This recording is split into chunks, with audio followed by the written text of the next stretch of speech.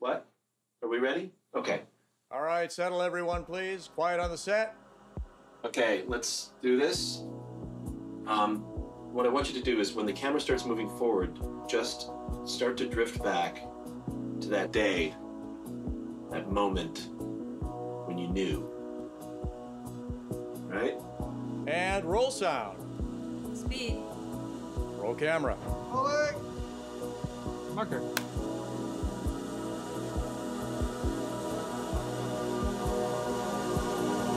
Action. I'm not in love, so don't forget it. It's just a silly phase I'm going through. And just because I call.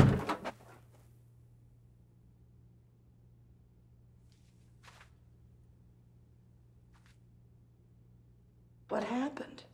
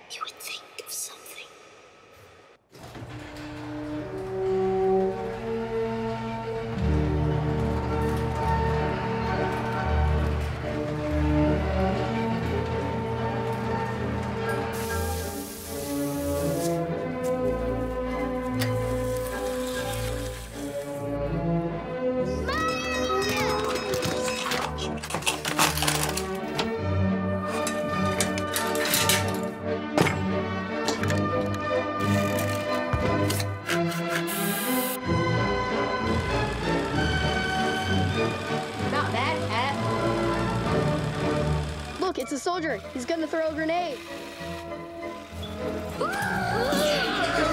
Cut. Action. Patrick Reed Johnson!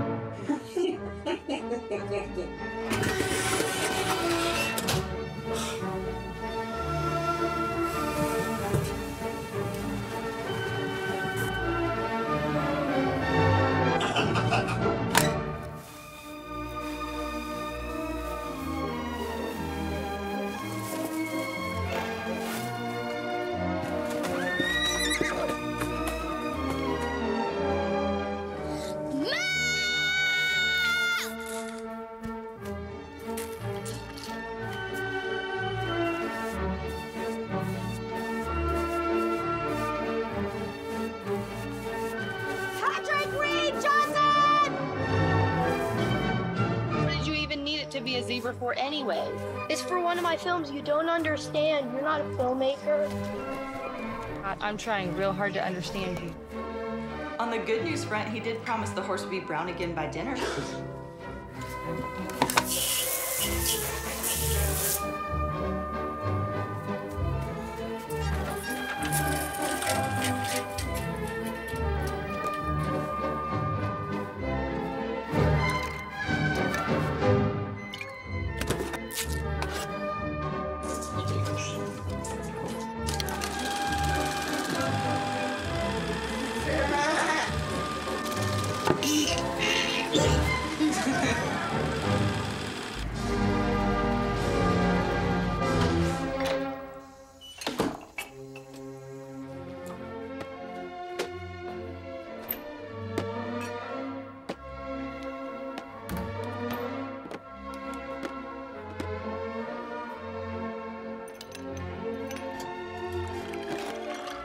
So I was thinking, maybe it's time we thought about adopting another baby. How many babies do you want to have exactly? A dozen? I'm not sure. Jesus Christ. Editing is when you see something in your story that you don't like, and you just take it out.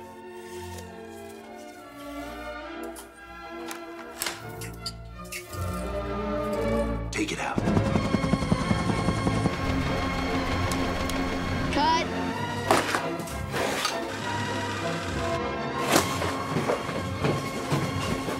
I already got blown up in the grenade scene. Go. They just need a childhood. Everybody deserves a childhood. I'm not sure it's the childhood they think they deserve. I think the childhood that people deserve is the one where they learn how the world works. Mom? I haven't always been wise or done Mine? what's right. But all make mistakes. It's what we do after we make the mistake that's important. I don't think we learn how the world works at the movies. After that. When is the time? When is he gonna learn?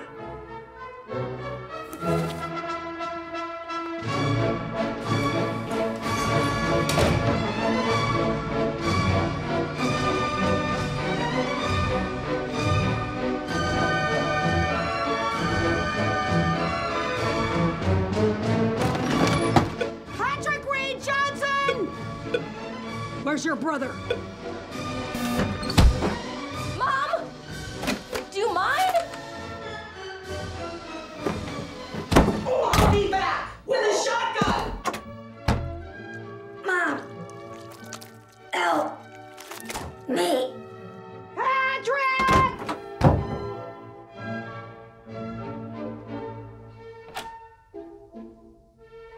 One of you is in big trouble. Steven Spielberg? Who the hell is Steven Spielberg? You're kidding, right? Do I look like I'm kidding? The guy who made Jaws? The most successful movie of all time? The movie we're making a sequel to here? By made, you mean he produced it? No, directed it. Careful. You're bleeding on Moonbase Alpha. Okay, so tell me, Pat, what the hell's the difference between a director and a producer? Well... Oh.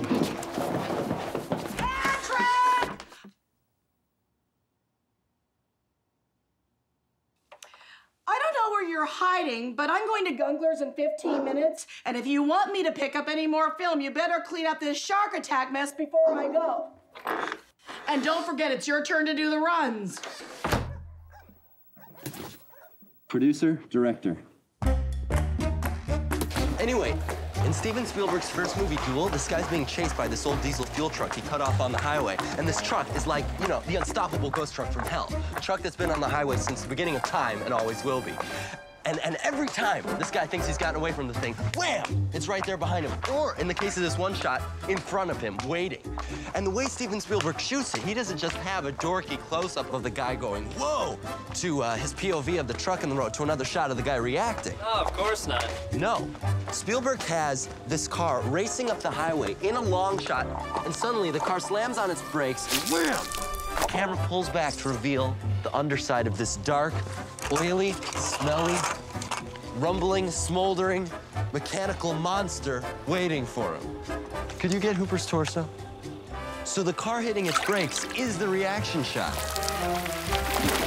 The squeal of the car's tires is the main character's scream of terror. I still don't get how you think you can get away with making a Jaws 2. I mean, at the end of Jaws 1, the shark's nothing but red mist and bone meal. No. Not if it's like the truck in Duel. Not if it's a shark that's been swimming the ocean since the beginning of time and always will be. The primordial carnivore instinct made manifest by its insatiable desire to feed. What the hell are you talking about? The pool filter will get the rest, huh? And what happened to the other 6 films we started? We're a movie studio, Bill. If we're gonna make it, we need to work on as many movies as we can. Or maybe we could just finish one. Requiem for the Planet of the Apes is almost finished. Almost finished? You've been working on it since you were 12 years old. Well, I want it to be perfect. Well, shit, Pat. It's already got a bunch of other 12-year-olds running around a cornfield in bad rubber monkey masks chasing you in a loincloth pretending to be Charlton Heston. What could be more perfect than that? Are you ever gonna start taking this stuff seriously? Hell no! Why not? Because I don't think that making little Super 8 movies in Pat Johnson's backyard is my ticket to Hollywood. Then why do you keep showing up to help? Because I feel sorry for you, Pat. Why? Oh, shit! Pat! That wasn't a shotgun! It was my stupid brother, Pat!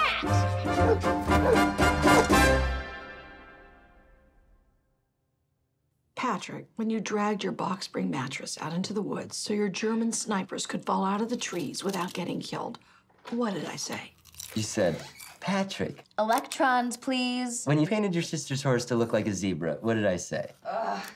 After that. You said that you would always support whatever road I chose to follow as long as I was willing to pay the toll. And I always have been. I painted Jody's horse brown again. You were 10. That was a noble gesture. But you're not 10 anymore. And I'm not paying for another pool filter. Mom, we don't need a new pool filter. Why is it that every time I blow the circuit breakers in this house, you panic? That's what circuit breakers are for blowing, to keep things from breaking when you push them too far. That's exactly my point. You're pushing things too far. Mom, the shark attack had to look like it was taking place out at sea, at night. We couldn't take the shark out to Lake Michigan past the waves or it'd be too deep to operate. Plus, we had to shoot it day for night because I don't have any decent lights and we couldn't use them on the water without electrocuting Bill anyway. So, the perfect solution was to shoot it in an insert tank. It's a swimming pool.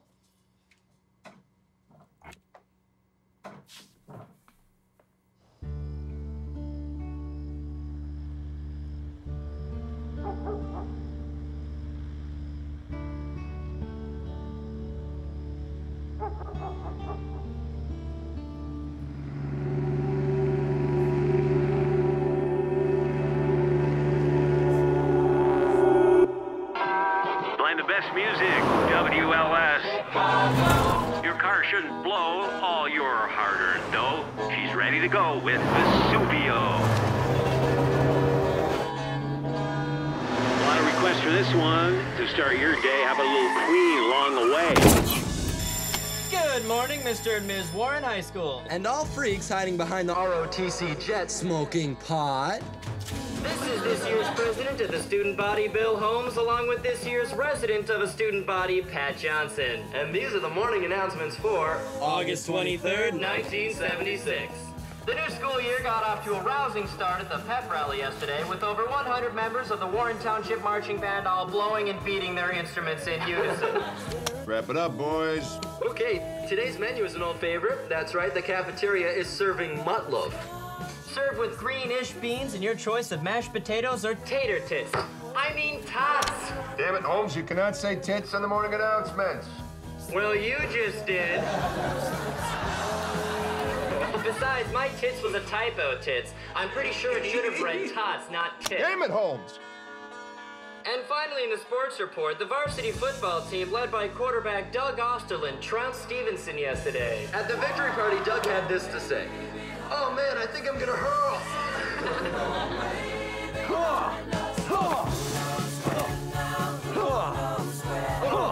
What are you idiots doing? Practicing our pickup routine for parties. If one of us spots a girl we want to meet, the other one picks a fight and pretends to beat the crap out of the guy that wants the girl. Then the girl comes over and makes sure the guy who got beat up is all right. And gets him some ice and offers to drive him to the hospital and... Finds out he's a lying, cheating ass and hits him with a shovel. Oh. Only you would think this could work. Oh. Oh, man. I think you're gonna hurl. Today's lesson, never mess with the alpha male. Oh, are you okay, Patty? Did he just say alpha male? Somebody get him some ice. See, it does work.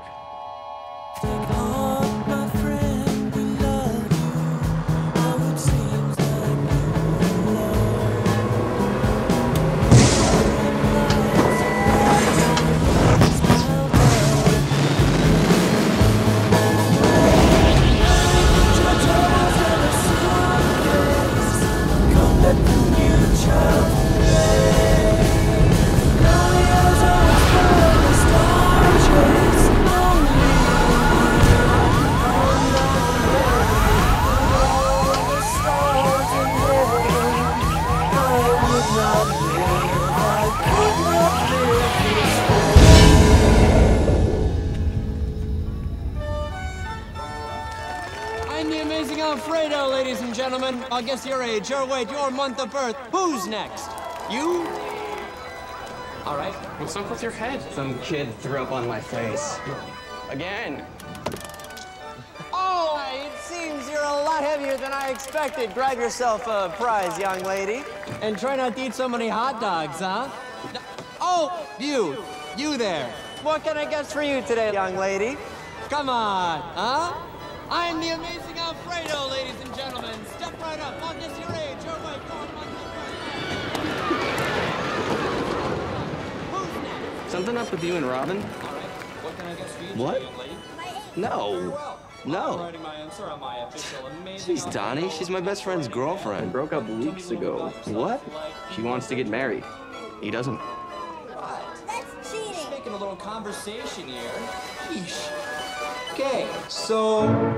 You got anything else, Patty? This is like old man food. All there was left. What is Vermouth, anyway? You bring us all out here with the promise of alcohol and the most amazing view in Lake County. And this is what we get?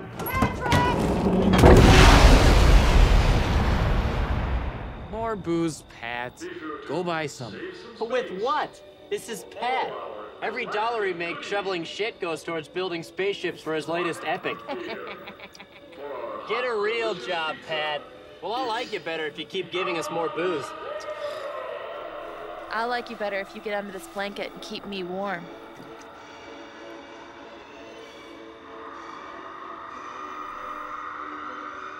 It's a free country.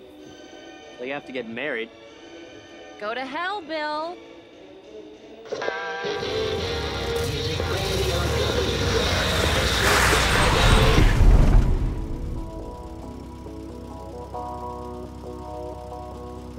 What? Nothing.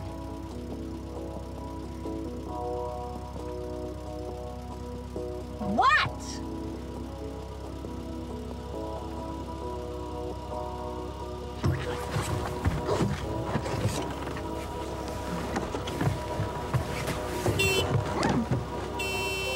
Patrick.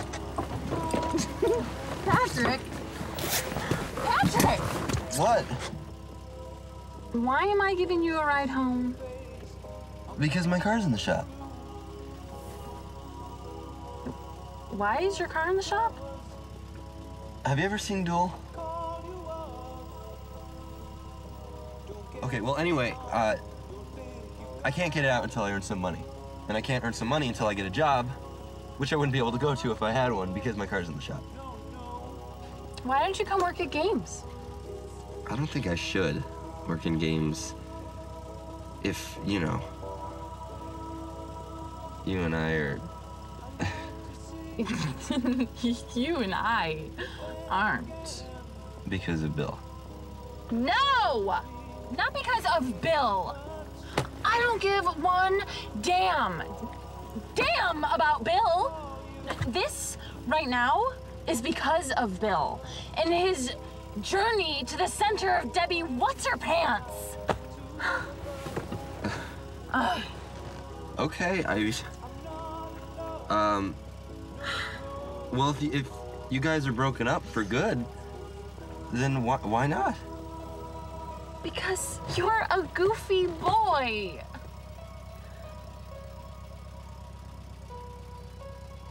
But mostly because you're leaving. What are you talking So about? go. Okay. Wait, come here. You are gonna find the perfect girl for you really soon. And then you'll finally lose your virginity. And then I'll be kicking myself because I didn't get to add it to my collection. I'll add it, please. Patty. Yeah. Get out! Get out!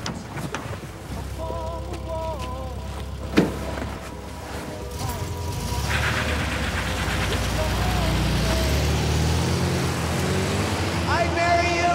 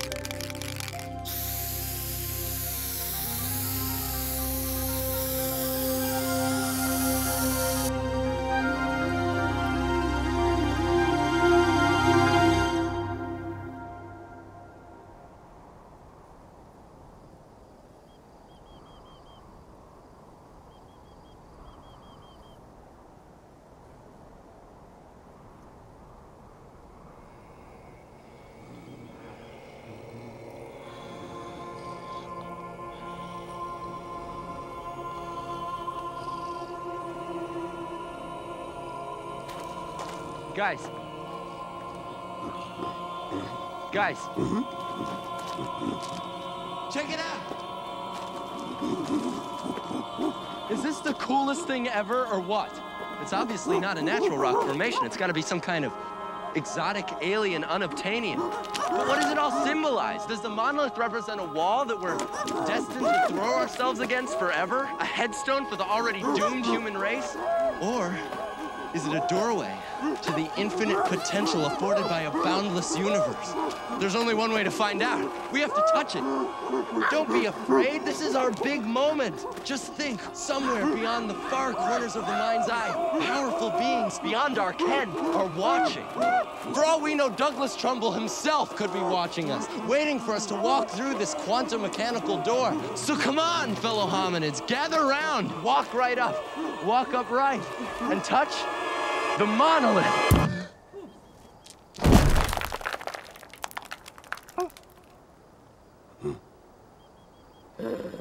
I can fix this. Patrick Johnson! Oh, no. What? Where's your dresser?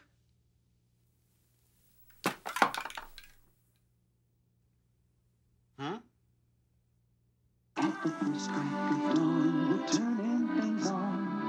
Are there schools around that teach you how to be a producer? Director. Okay, are there director schools where you could learn how to really do this without painting everything we own flat black? The only good ones are in New York and California, and they cost way more than we could ever afford. Well, didn't anyone ever become a director who didn't go to film school? Douglas Trumbull. Well, how did he do it? Well, he was the visual effects supervisor for 2001: A Space Odyssey, and he was so good at his job that when he went to Universal Studios and said that he could do his first film, Silent Running, for $1 million, they actually believed him. And then he actually did it. And now he's a director. So to become a director, you have to become a visual effects person first? No, but it's one way. And it's a way I might have a chance at. If I could go to LA and maybe just talk to him, meet him for a few minutes, maybe show him one of my films or some of my models, maybe he'd understand what I'm trying to do. Maybe I could work for him, you know, just gluing model parts onto a spaceship for his next movie. So why don't you call him? Okay, clean this oily dirt and cold water. Well, on the phone? No, just stand in the backyard and shout west. Yes, on the phone. Well, first of all, I don't have his number. Well, did you look for it? It's probably top secret. Yeah, to keep dorks like him from calling up all the time wanting to meet him. Oh, I think he'd be flattered to know that people are trying to meet him. Not if he wants to get any real movie work done. Hey, my movies are real. Yeah, real bad. I know. Why don't you offer to answer his phone for him? That way you could meet him and stop the competition from meeting him. Yeah, okay. All right, fine. Don't act like your father. Don't say you're gonna try and then chicken out. I won't. But if I can't find it, which I probably won't be able to... Dare to dream, Douglas Trumbull. Then what? Then I'll stand in the backyard and shout west. That might work.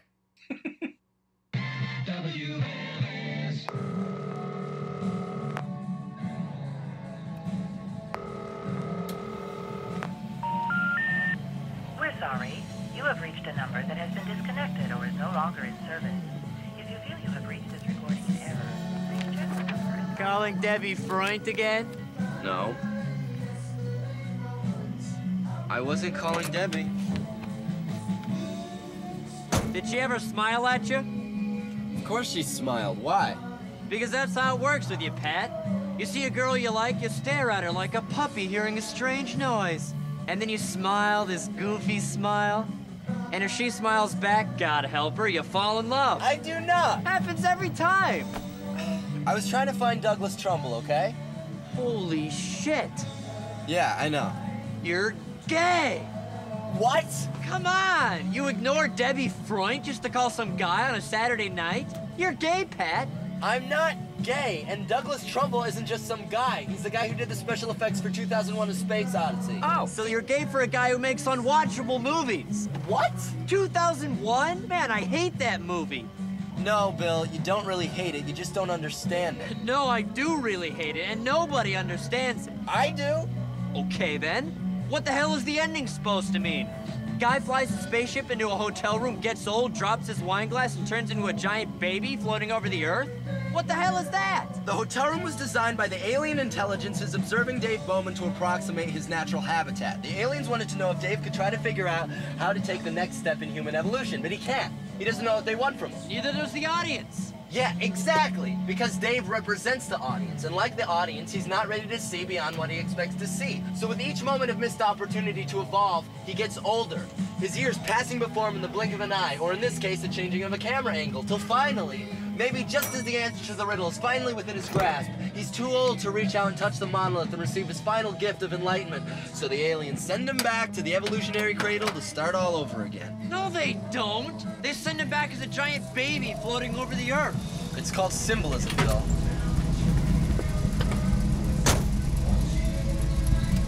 Cat! What the hell does a giant baby floating over the Earth symbolize? Well, if you're Arthur C. Clarke, who wrote the book and is an eternal optimist, then Dave was sent back as the Star Child, the firstborn in a new breed of man who might one day touch the stars. If you're Kubrick, who's such a realist he won't even fly, then Dave was simply sent back as a cosmic mirror, held up before the Earth as if to say to humanity, this is who you are and this is all you'll ever be, a race of selfish, uncomprehending children. What the hell are you talking about? You know, you could save a lot of time destroying my reputation if you just wore a propeller beanie or spray-painted Geekmobile on the doors of my car.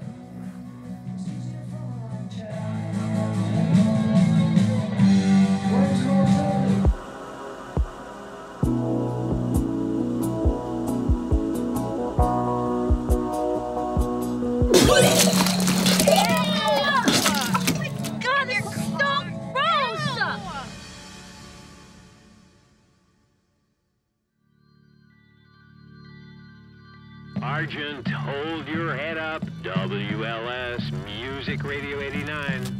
What part of Jaws 2 takes place in a shopping mall? We're not shooting Jaws 2. So what? More Requiem for the Planet of the Apes? And at the end, you're riding up the beach on a horse and you see a J.C. Penney sticking out of the sand? My God, they finally really did it. They marked down the world. Damn you! Damn you all to hell! We're shooting The Visitor. What the hell is The Visitor? He's this alien that's stranded on Earth after these Air Force F-14s that were scrambled to find out just what the hell went down in the cornfields of northern Illinois. Spot the heat signature of the car that contains these high school kids that saw the alien crash. You don't have enough money to buy lunch. How the hell are you gonna pay for an F-14? Can you let me out of this thing? It's hot as hell in here. Yes? Anyway, for a time, the Visitor believed he might just be able to fit in on this planet. But now, something is changing inside him. And in this scene, he's finally decided it's not worth living if he can't live as the alien being he really is. Hi, Pat. So he decides to reveal his true self to the people he's lived with all these years.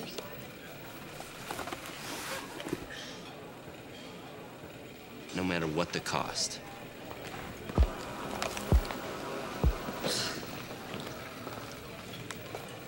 Fine. Whoa! Today's lesson.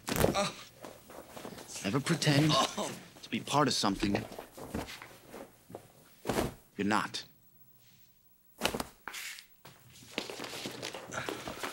You okay, Patty? Want me to get you some ice? Why doesn't he ever hit me? Shut up and lift, Bill.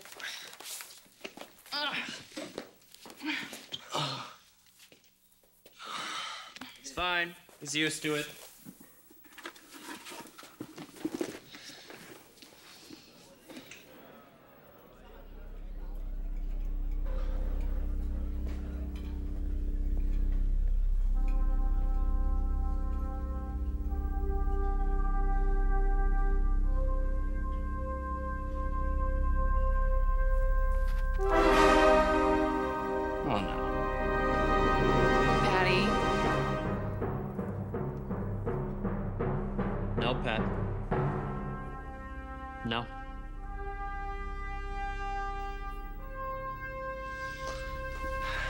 Definitely no.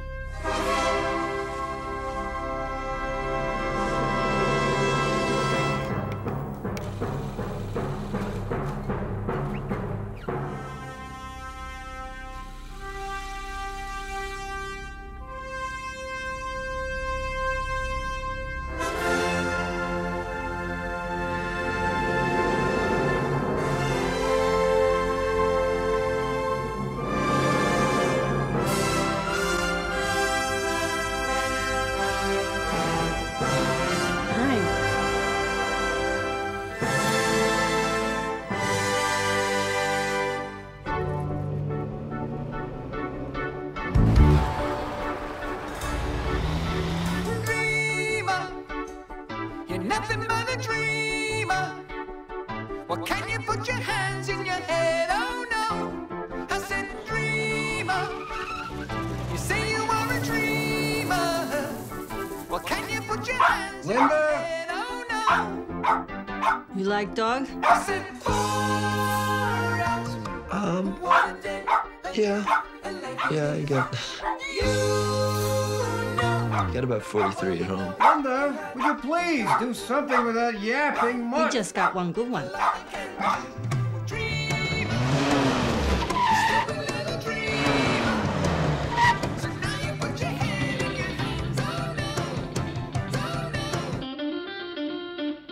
What are you doing?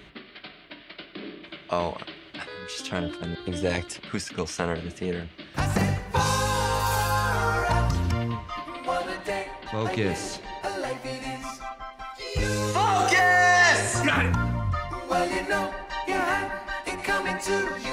Well, now there's not a lot I can do. What's my plan? What's my plan? Yeah, of course I have a plan. Good morning, Mr. and Miss Warren High School. And all lovesick sci-fi geek former best friends skipping school to go make out with their girlfriend. The plan is I go out there, I meet Douglas Trumbull, Ooh, laundry's done. Pat, wanna help me with the laundry? show him some of my models and drawings, maybe some of my films, and get a job. This doesn't bother you? Hey, does the Pepsi-Cola company know you're using their product as a floor cleaner? This is your student body president, Bill Holmes, and my imaginary friend, Pat Johnson. Hi, I'm Pat. Let's watch Star Trek. Do you want to see my model shop? Did you know that the mechanical shark in Jaws is named Bruce after Steven Spielberg's lawyer? Can you believe I'm still a virgin? Really? Damn it, Holmes! What? I can't say virgin? Well, there's something we have in common. Really? And in the meantime, I'll be staying with my dad while I save up to get an apartment. Yes, my dad. Oh, yeah. Yes, that dad. Hollywood likes Star Trek. Hey! Pat said your center speaker is distorting again. He also asked how the penicillin was working out, you know, for your, Yes, he does know about the plan, kind of. He thinks I'm coming out to check out medical schools. And what can I guess for you today, little boy? Guess who I'm in love with? Let's see. Could it be Douglas Trumbull?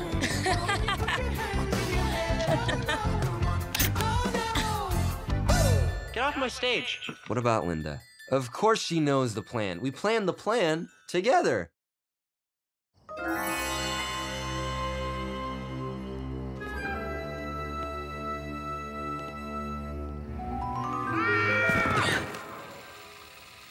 Cut. You okay? No, I'm not okay. I'm tired and hungry and full of burrs, and I can't see anything in this stupid mess.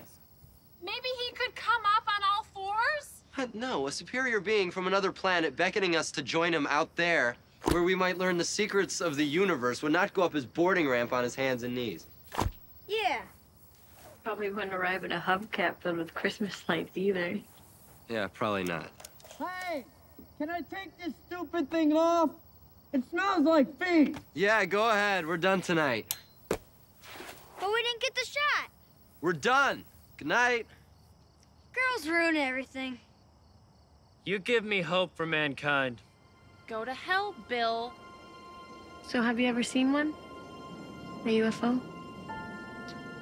Well, when I was a kid, I used to watch planes take off from Waukegan Airport. You could see them just over those trees there.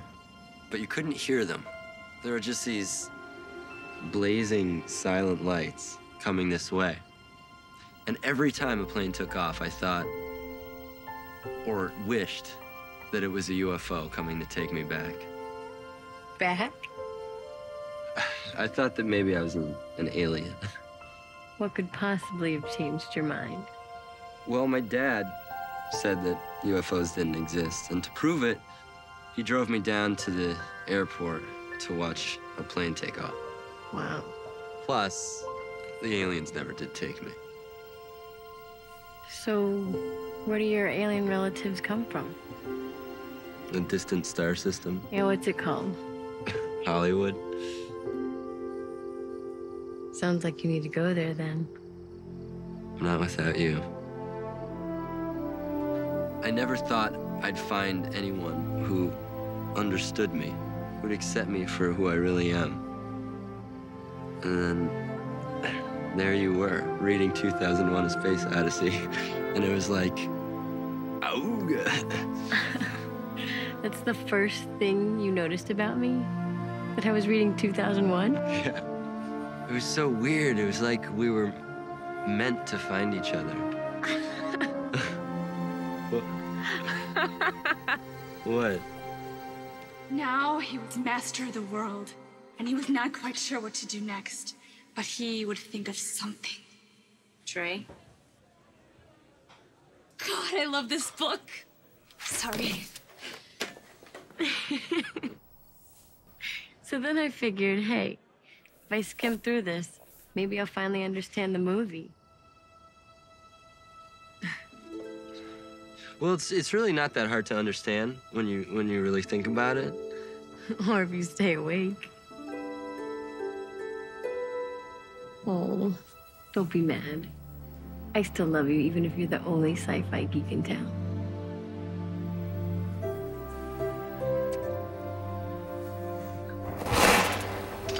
Patrick Reed Johnson! Oh, great. Don't worry, I got it, Mom.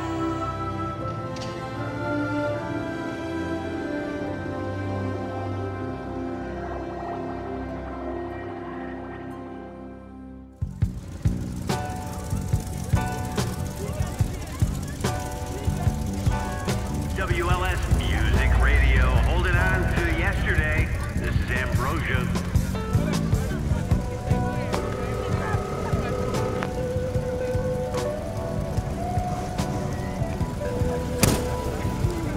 Calling your gay special effects lover again? Linda, happy? Not a great conversation?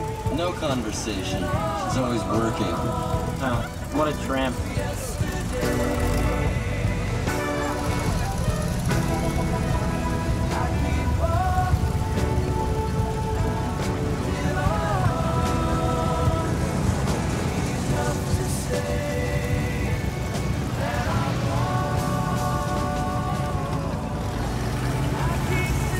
What? I was just thinking. What? You should come with me. Where? Hollywood. What? You're a funny guy. Billy, I got a tow. Take care of the shop till I get back. I'm also a practical guy, Pat. My name's on the sign at Buds & Sons. Your name is apparently up in lights somewhere out there. Or maybe just in the theater of your mind. Either way, I'll leave the Hollywood stuff up to you.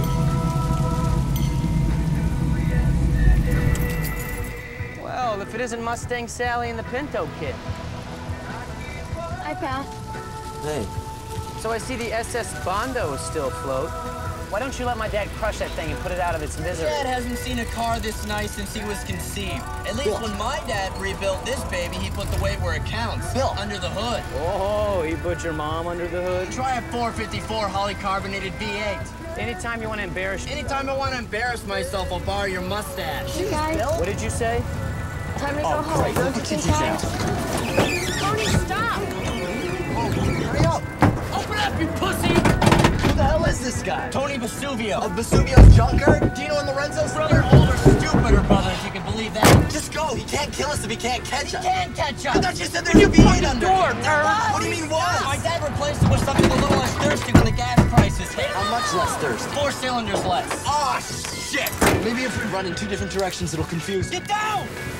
You know, he knows we're in here. We have a faster car, but I'm a better driver. Well, you'd have a better chance to prove it if you drove. The count of 3. 1, 2, 2, 3. Jeez, you guys, relax. Why would we do that? With this maniac out here. Tony's cool now. How did you get him to calm down? I told him who you were. And who am I? My boyfriend. Who is he to you? Tony, his mom and mine have worked together for years. We've known each other since we were 6 years old. He's like an overprotective brother. I thought you were working the game tonight. I was, but by the third quarter, Antioch was beating our butts, and there was nobody left in the stands to buy anything. Jenny Bodziak said she'd cover for me, but my car's still in the shop, so Tony said he'd give me a ride home. Well, we can give you a ride home.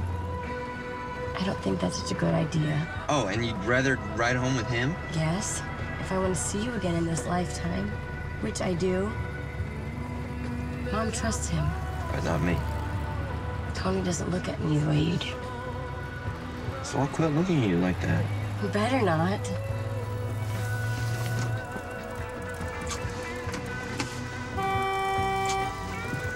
I should go. I love you.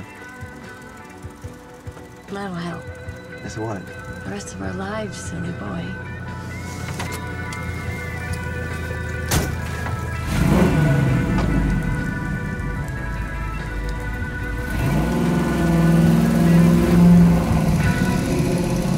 Did you just get engaged?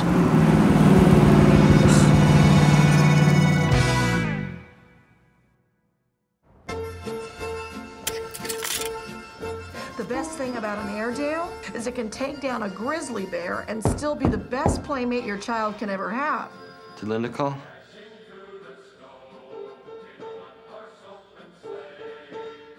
I am ready to die a horrible, agonizing death in the cold vacuum of space.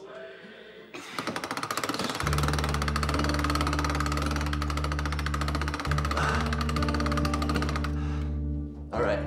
Ready? Yep. Here we go. Now, you're in space, so float. Now you're asphyxiating.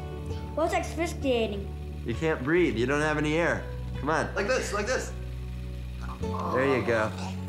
Don't look at the camera. Why would I be looking at anything? I'm dying. What if I throw up in space? You're not gonna throw up. Wouldn't that be cool? Don't throw up. I'm gonna do it. That's very funny. I go. Better not throw up. Oh, that's disgusting. Don't do that again, okay? You got it on the lens.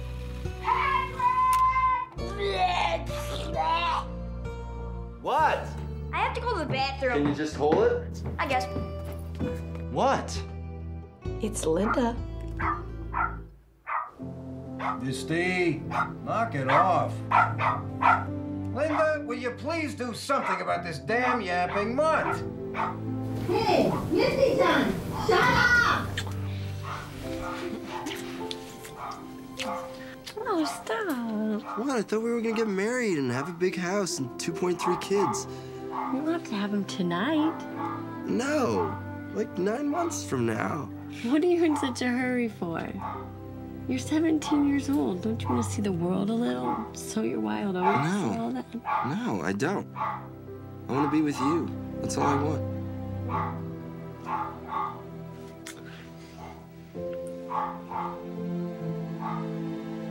Oh, shit!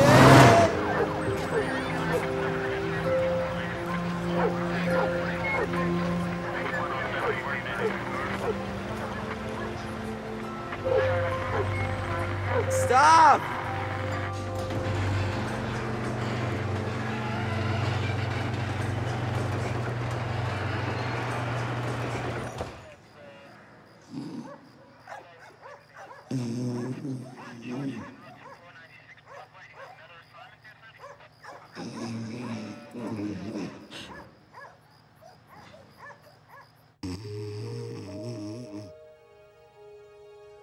He kept asking if you got the shot. He wanted to make sure that he'd done it right. He didn't want to waste film. I feel bad enough, okay?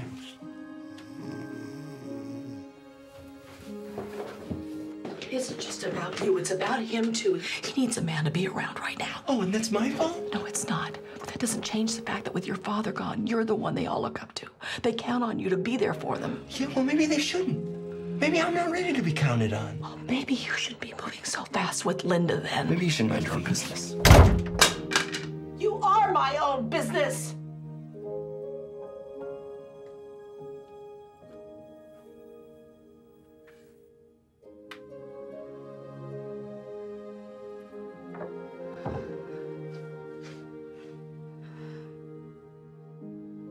I think you should graduate high school first and find out what it's like to live in the real world. This isn't the real world. This is your parents' basement. I just think that before we move in together, you might want to find a job that pays more than minimum wage. Yeah, but there aren't any part-time jobs in Lake County that pay more than minimum wage. That's why I got a second job. You what? Mom got me on the late shift at Solo. Doing what?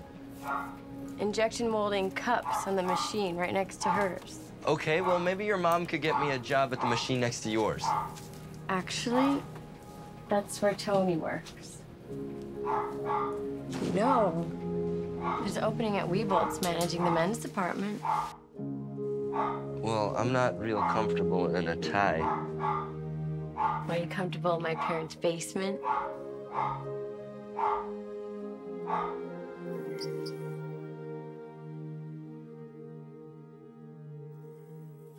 And that'll be it for this amazing Alfredo. But luckily, due to the miracle of our patented identical costume technology, you'll hardly even notice the difference as I turn things over to the amazing Alfredo. Okay, Rick's watching. Don't embarrass me. Do I ever? Oh my God. Hi.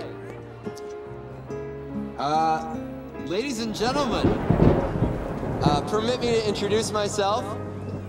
I am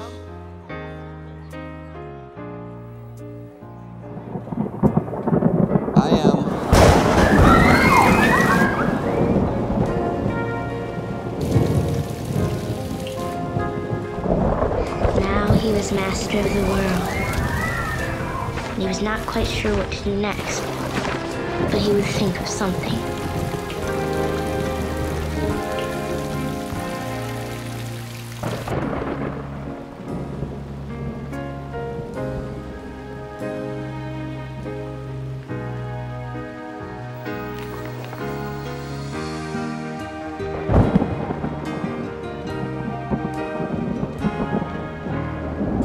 I am the amazingly wet Alfredo.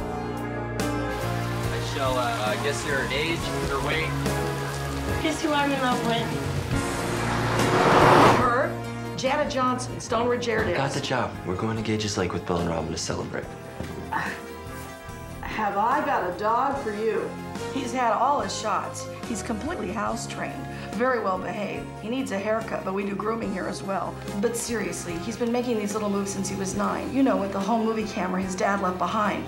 But they're really something. He did this one, which is like those Planet of the Apes movies, and he and his friends stuck straws up their noses so they could breathe and put plaster all over their faces and made molds and sculpted ape faces and made masks out of liquid latex, and then they went out and put together sets and little models and shot the whole thing themselves, and it's really good. And they showed it at all the grade schools around the area, and he was even in the local paper. But now, all he thinks about is getting out to California and meeting those movie heroes of his, like, what's his name? The guy that did all the trick photography on 2001? Special effects. Yes, that's right, Douglas Trumbull. But here we are in Wadsworth, Illinois, and I don't know how to help him. And I certainly don't know anybody in Hollywood, so here's what I was wondering. If I could save enough money and get him out there, do you think maybe you could talk to him and give him some pointers and maybe introduce him to this Douglas Trumbull person?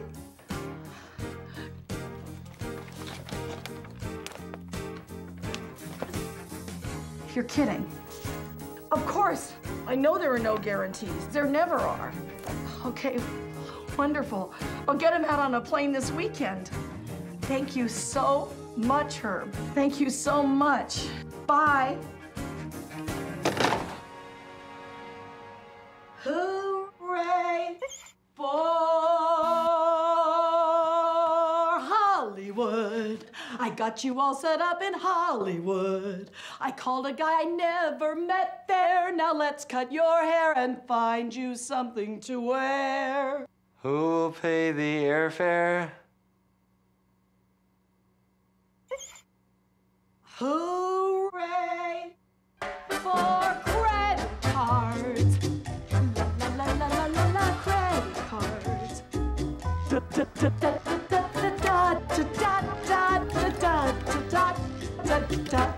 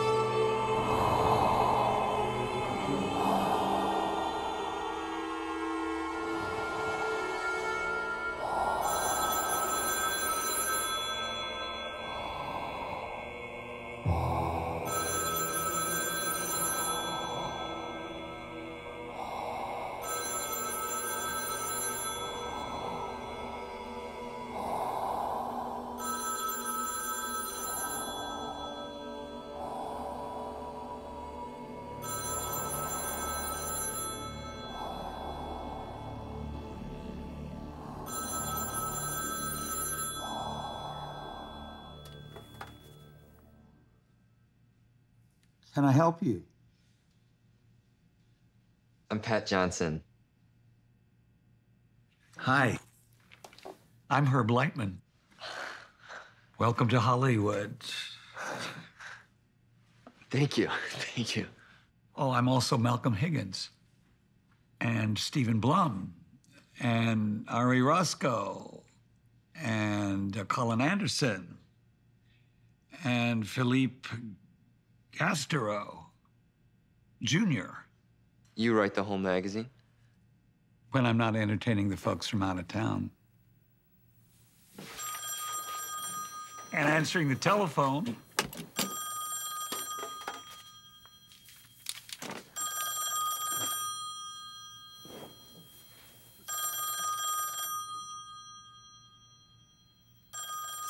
So how does one get to be the editor of American Cinematographer magazine? One sets out to become a big Hollywood director.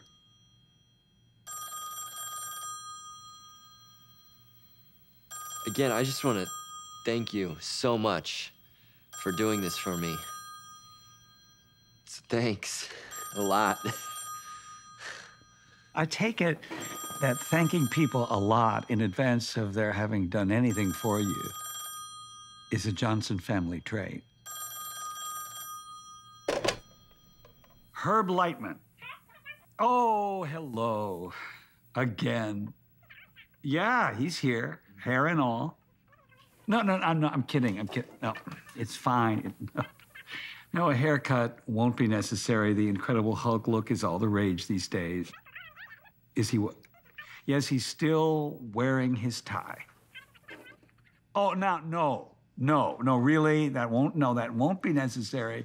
My thanks is the look in a young person's eyes when I help make their dream come true. No, really.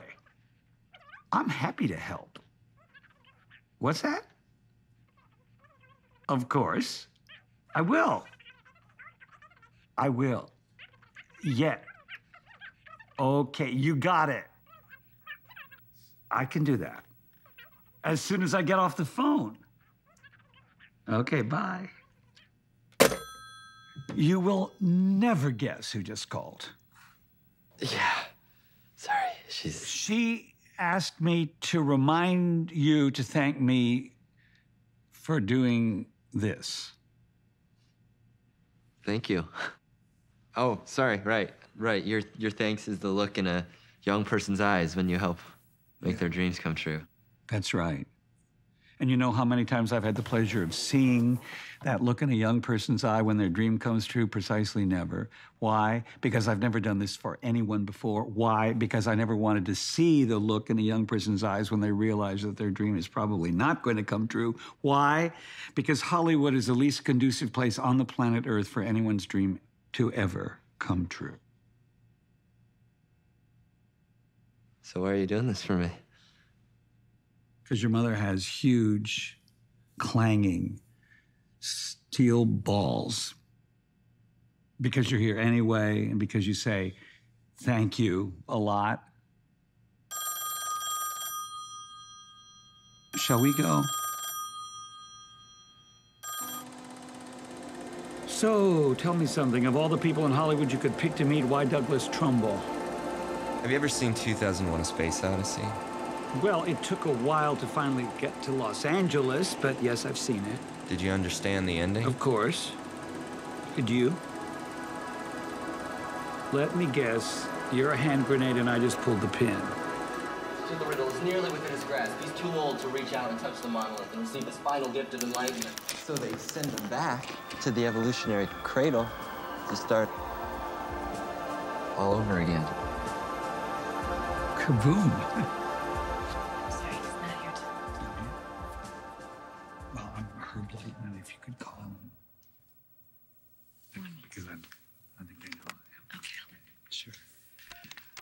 Well, the good news is, You can go in now. thank you. What's the bad news? Bad news is that Douglas isn't here today. Did you tell him I was coming? I told him I was coming. Well, I mean, there's still probably a bunch of cool stuff to see, right? I could leave him a note. I have some pictures of my models. I could leave him my movie and my projector. I mean, it's worth a try, right? You're asking the wrong guy. It's worth a try. Okay, we have Cumulosity. Roll camera.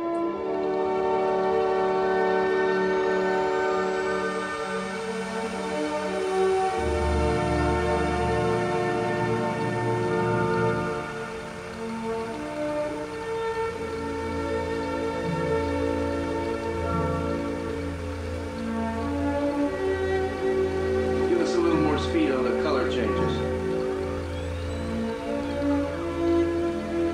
Yeah, that's it. That's it. Just, okay, just go back slowly. Start further back and push through the cloud. So what is this movie called anyway? It's called Close Encounters of the Third Kind. What does that mean? Contact. Close Encounter of the First Kind is a sighting. Close Encounter of the Second Kind is physical evidence of an encounter. Close Encounter of the Third Kind is actual contact with the aliens. It's True UFO Stories magazine, April 1974. Don't swing. You want a Pepsi?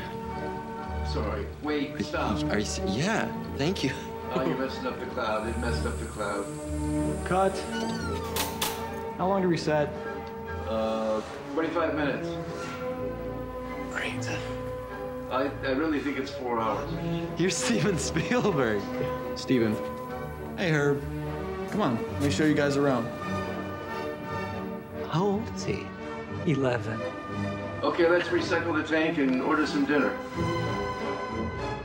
When I was a kid, I used to watch planes take off from the local airport. Of course, to me, they weren't airplanes, they were spaceships. Growing up on all those 50s films with flying saucers full of aliens coming down to Earth to destroy mankind. Did you tell him I was coming? Which may explain why my first real film was a little epic called Firelight, which was essentially about aliens coming down to my backyard to destroy my sisters. Where's Doug?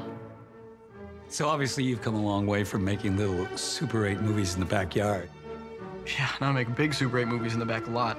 Still, knowing what you know now about how difficult it is to really do this, I wonder what you would say to the 17-year-old kid in the backyard who thinks he's got it all figured out.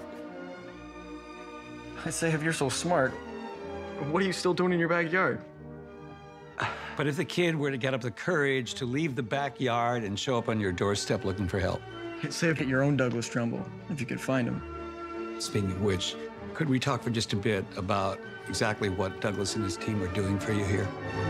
I knew I wanted to show flying saucers in a way that they'd never been shown before. Close Encounters, I had to go very effects-heavy film, real alien. His name is Douglas Trumbull. He worked on a little film called 2001: A Space Odyssey. By projecting the sketches, we created forced perspective plan views from which Greg Jean and his model crew created miniature landscapes with an amazing sense of distance and very little actual space. The paintings based on rough sketches, and then Doug and Vilmos and I work out the color scheme. Who's Vilmos?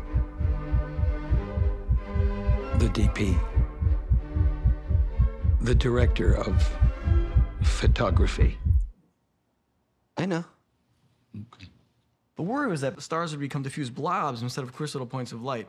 So Richard Urasich came with the idea of burning the star fields directly in the inner positive, which meant doing a latent image pass through the optical printer and bypacking the star field element with the original unprocessed printing.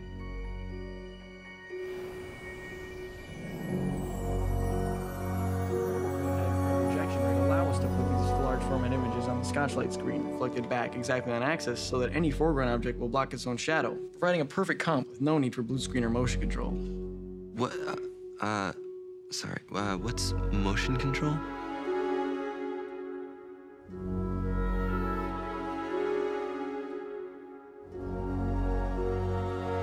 So I told the guys at the studio that I needed 5 airplanes, and they tried to give me 3. I told them, you can't make a circle with 3 airplanes. You can make a triangle with 3, you can make a square with 4, but if you're gonna make a circle, you're gonna need at least 5 airplanes.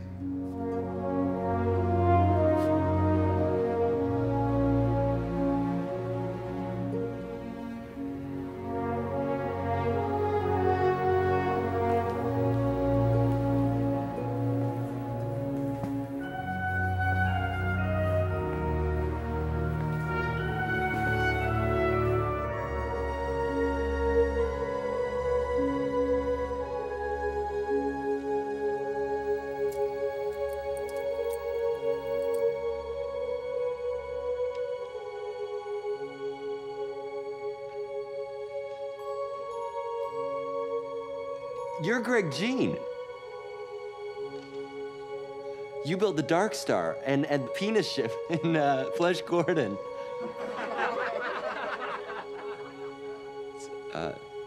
Starlog magazine. Security! Relax. We don't really have security. Obviously. You got me. Looking for Doug? Yeah, how did you know? Everybody's Because you had an audience with Steven Spielberg and you ended up in his model shop? I got lost. I know you did. So here you are at the intersection of fantasy and reality. Just as far from Douglas Trumbull as you were back in Wadsworth, Illinois, population 750.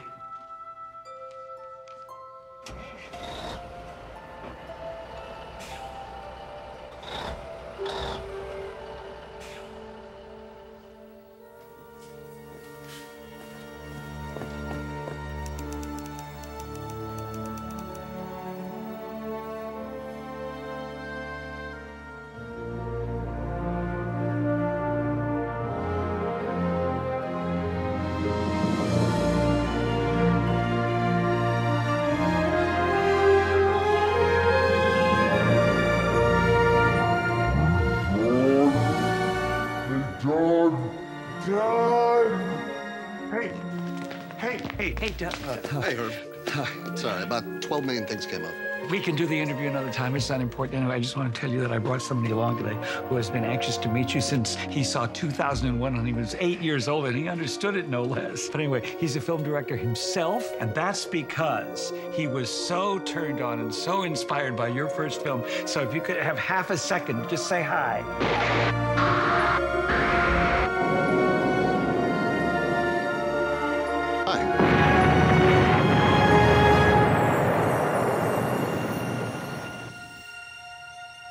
Nice meeting you.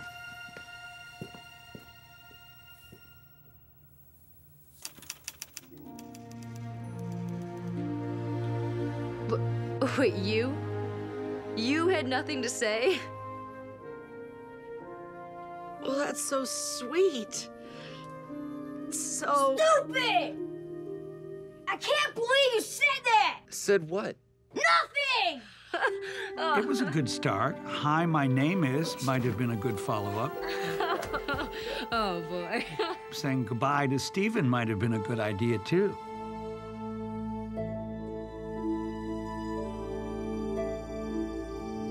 And that's it? After all this crazy hoping and trying and dreaming and nearly killing me making dumb movies in your backyard, that's all you got from your one chance at Hollywood? Well, there was one other little thing.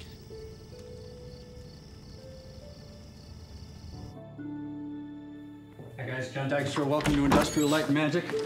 As you can see from the poster, we're a little behind schedule, which means we're all a little over-caffeinated here, so please keep your hands and feet inside the ride at all times, no flash photography. Most importantly, remember to forget every single thing you see here, except for the cool stuff. The surface of the Death Star, a small artificial moon that goes around blowing up other planets, so we had to make a lot of it, so we made wood patterns and took molds off them with this Dow Corning Silastic liquid rubber, which is normally used to seal basements against flooding. Inject the molds with expandable urethane foam, like the stuff they squirt in the walls of houses for insulation. Whammo, repeatable lightweight modular sections. They're really easy to throw around. Those are X-Wings, part of a small fleet of battleships used by the Rebel Alliance to fight the Empire. There's the escape capsules right over here. And over here we've got the Millennium Falcon. Belongs to a space pirate named Han Solo and his Wookiee Chewbacca. That's the Rebel Blockade Runner right here. And over here we've got the Star Destroyer. And here is Luke's land speeder. Now that's Luke, his droid C-3PO, and that's Obi-Wan Kenobi. Wait, that's the Bionic Man action figure. Yeah, don't tell anybody. We're making this whole movie out of things you can find lying around your garage. Over here, we have our breakaway models. They're made from a brittle resin, which explodes really nicely. Go ahead, break it. No. Here, check it out. No. What are you doing? Cool, huh? I can fix this. Now, understand, a lot of the blue screens still aren't composited. There's no music or sound effects yet. It's still got footage from World War II and stuff from Dam Busters and 633 Squadron standing in for the dogfight scenes. This is our screening room.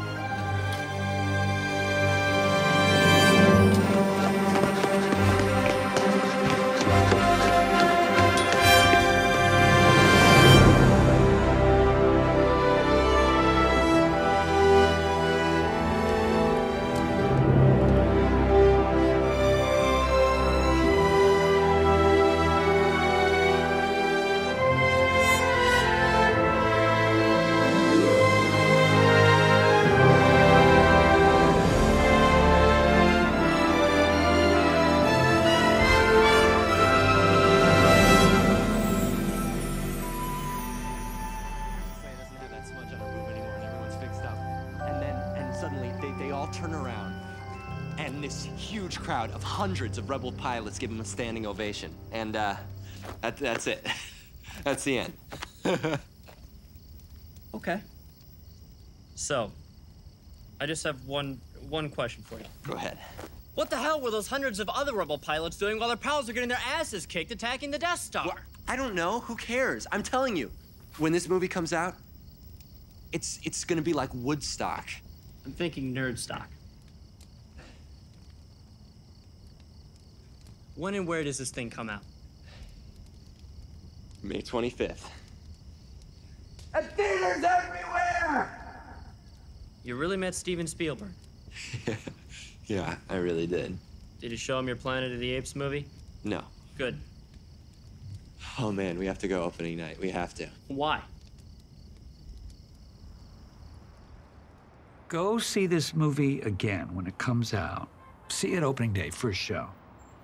If it doesn't make you jump in your car and drive like hell to get back out here, then maybe I'm wrong about you. But I don't think I am.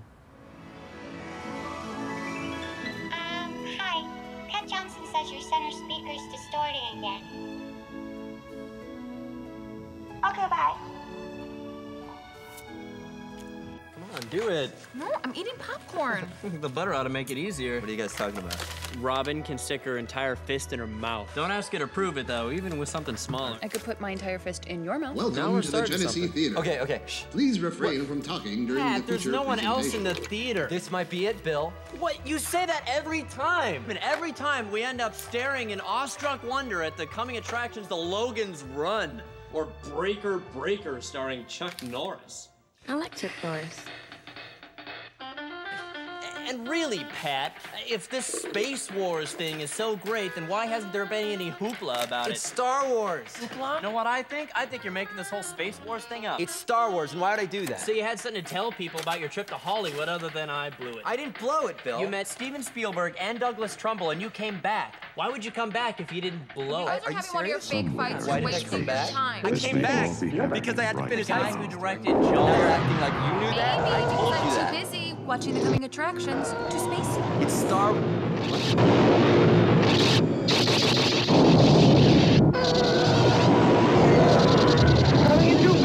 It's an epic of heroes, villains, aliens from 1,000 worlds. Star Wars, 1 billion years in the making, and it's coming to your galaxy this summer.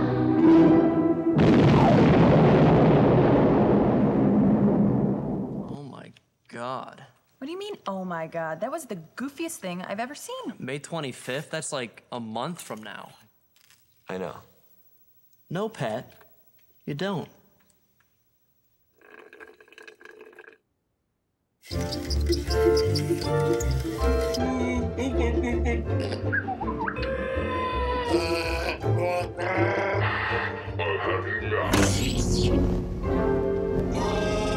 All right, like I'd waste my time on some dorky sci-fi movie. Oh, so you don't have your little Star Trek parties anymore? Shut up! You probably shouldn't see Star Wars anyway. Oh, why's that? Well, there's this thing in it called the Death Star, which could take out the Enterprise with one shot. The Enterprise has deflector shields!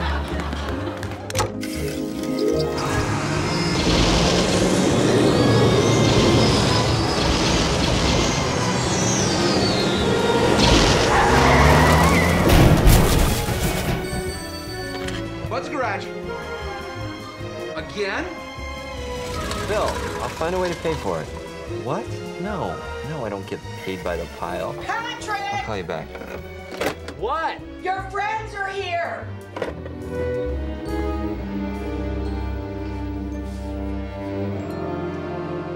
Hey, Hey. I heard about your car. Yeah?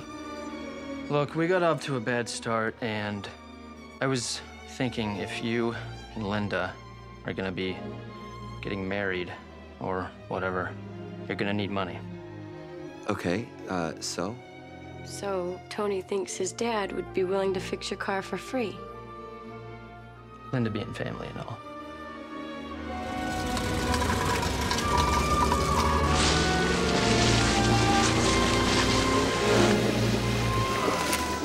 Cut! Do you mind? No, I don't mind bringing in the groceries, even though it's your turn.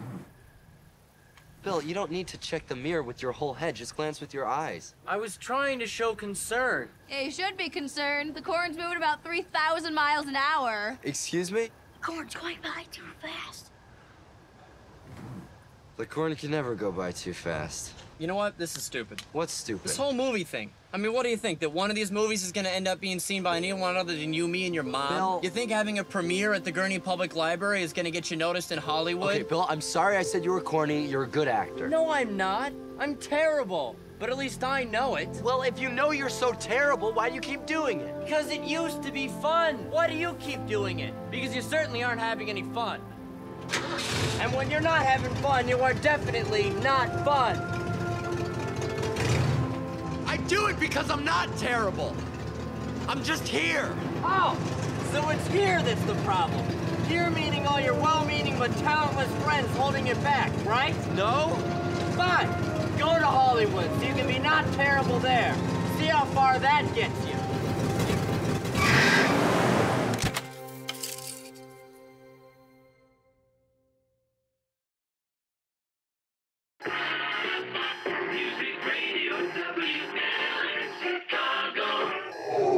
Don't be alarmed. It's only the death breath of the Dark Lord. Star Wars starts today at select theaters. Rated PG. Parental guidance suggested. Good morning, Mr. and Ms. Warren High School. And all geeks sitting on top of the buses looking into the girls' locker rooms. This is your student body president, Bill Holmes, and these are your morning announcements for May 25th, 1977. The menu today that will live in infamy.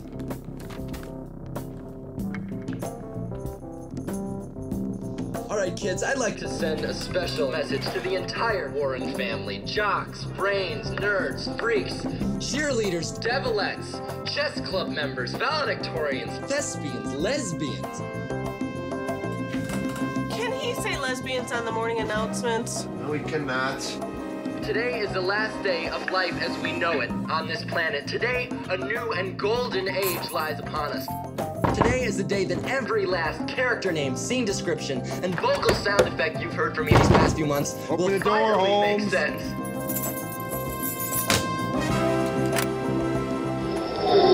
Don't be alarmed. It's only the death breath of the Dark Lord. Very bad. Don't be scared. Very bad. It's only an Imperial cruiser making the jump to light speed.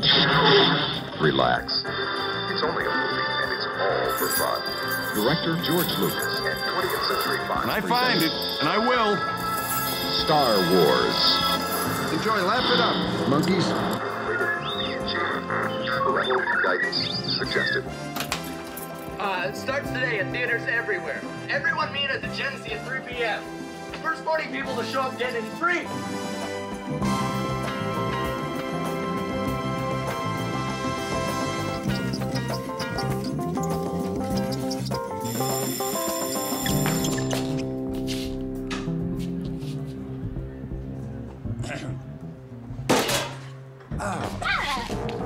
What are you doing here?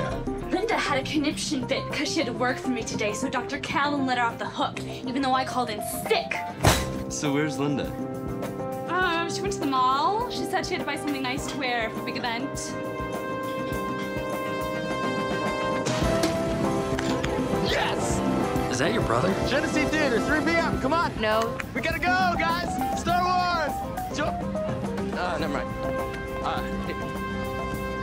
Come on, guys. We gotta go. Star Wars, 3 p.m. Where's Bill? He's hiding in his car. Hey guys, don't forget, there's a party at my house tonight, 6 o'clock. Ah, thanks, Ann. That's great.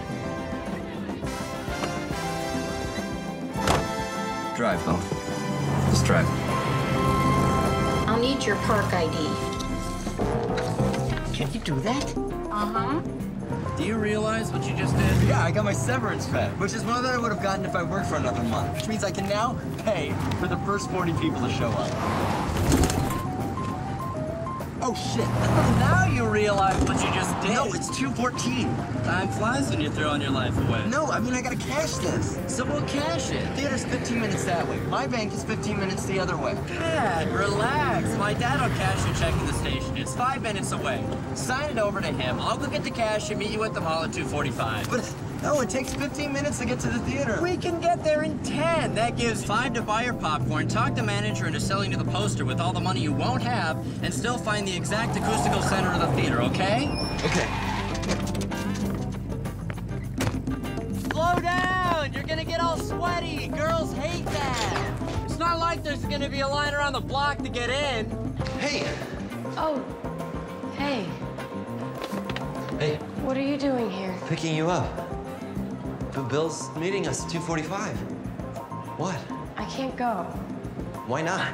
Mom needs me to take Misty to the vet. Oh, we'll take her afterwards. Tony's giving me a ride.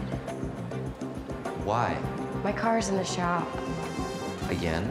Yeah, again. Wow, that's convenient. What's that supposed to mean? Well, let's see. First, Tony's dad can't seem to find the left front fender for a Ford Pinto for over a month. And then after managing to finally scrape together enough money to pay him, he tells me he's been charging me a storage fee on top of the original amount. And now your car's back in the shop, and suddenly Tony's the only one left with a car that works, which you have to go back to your house in with your new underwear. And now, can you tell me what's wrong? Yeah, I can. You don't know when to stop thinking. What? Wait, what? I'm the proud owner of a brain refined by 6 million years of evolution. How am I supposed to stop thinking? Try feeling. Oh, come on. Wait. Touch me. I'm sorry. Don't even talk to me, and don't call me either. Wait, don't leave. Don't leave, come on. Don't leave!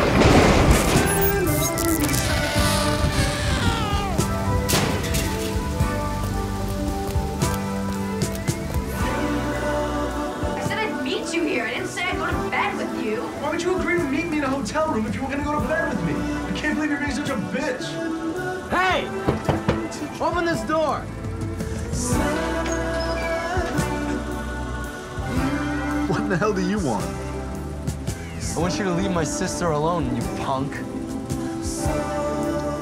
Okay.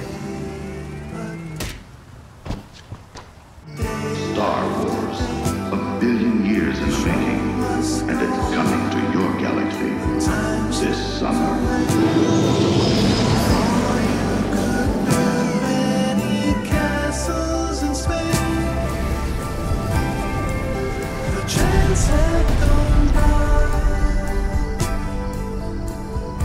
Hey!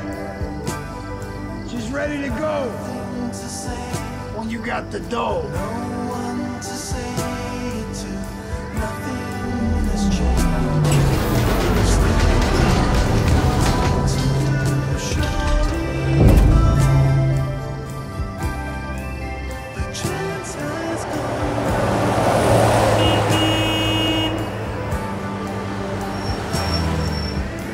So, did you see it?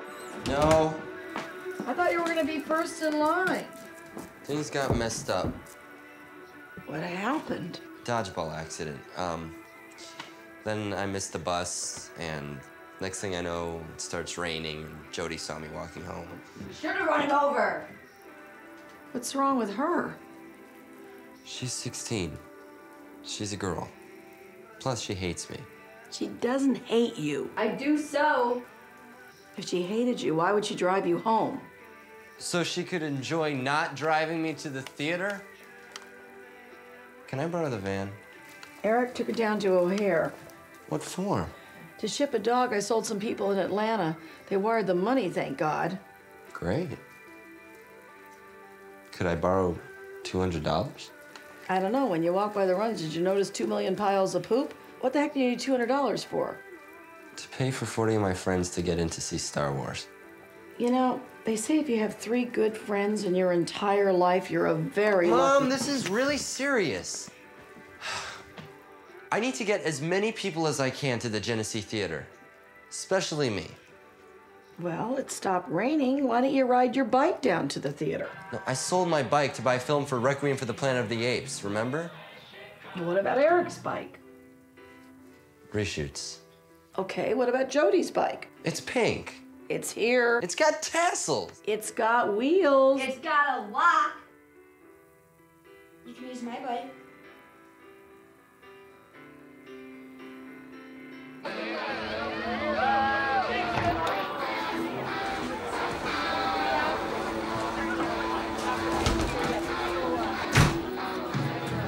Can you hold on to this for a sec?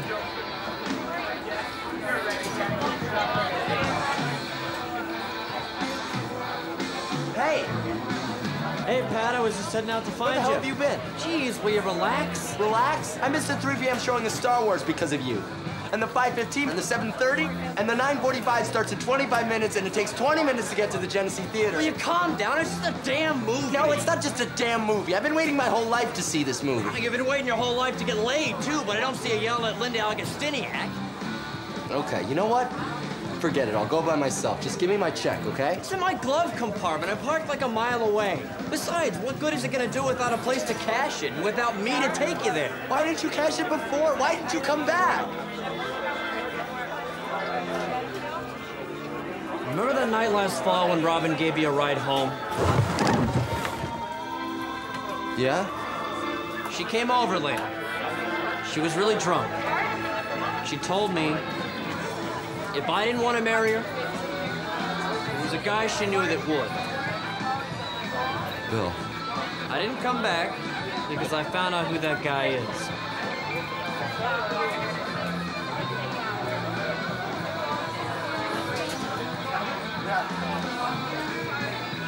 Look, just hang here for a little while. Let me try to figure this out with Robin. And I'll take you to the midnight show.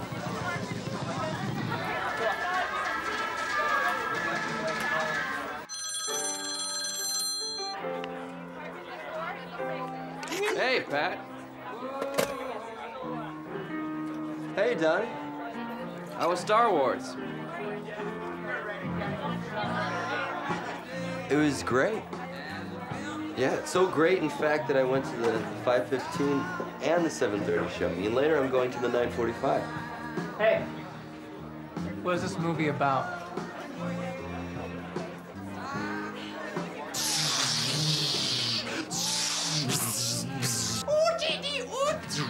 What's with Johnson? And R2-D2's bouncing around going... A smudge mark on her boob is gone, and her hair's all different, and she hands Luke and Han medals, and everybody turns around, and literally this crowd of hundreds of rebel soldiers all give him a standing ovation, and that's the end. All right, so I just have one question. What? What the hell are you on? Fine, laugh it up. But in a few days, you'll all be going up to the door of the Ark and just pounding on it and screaming, "Let me in! Let me in!"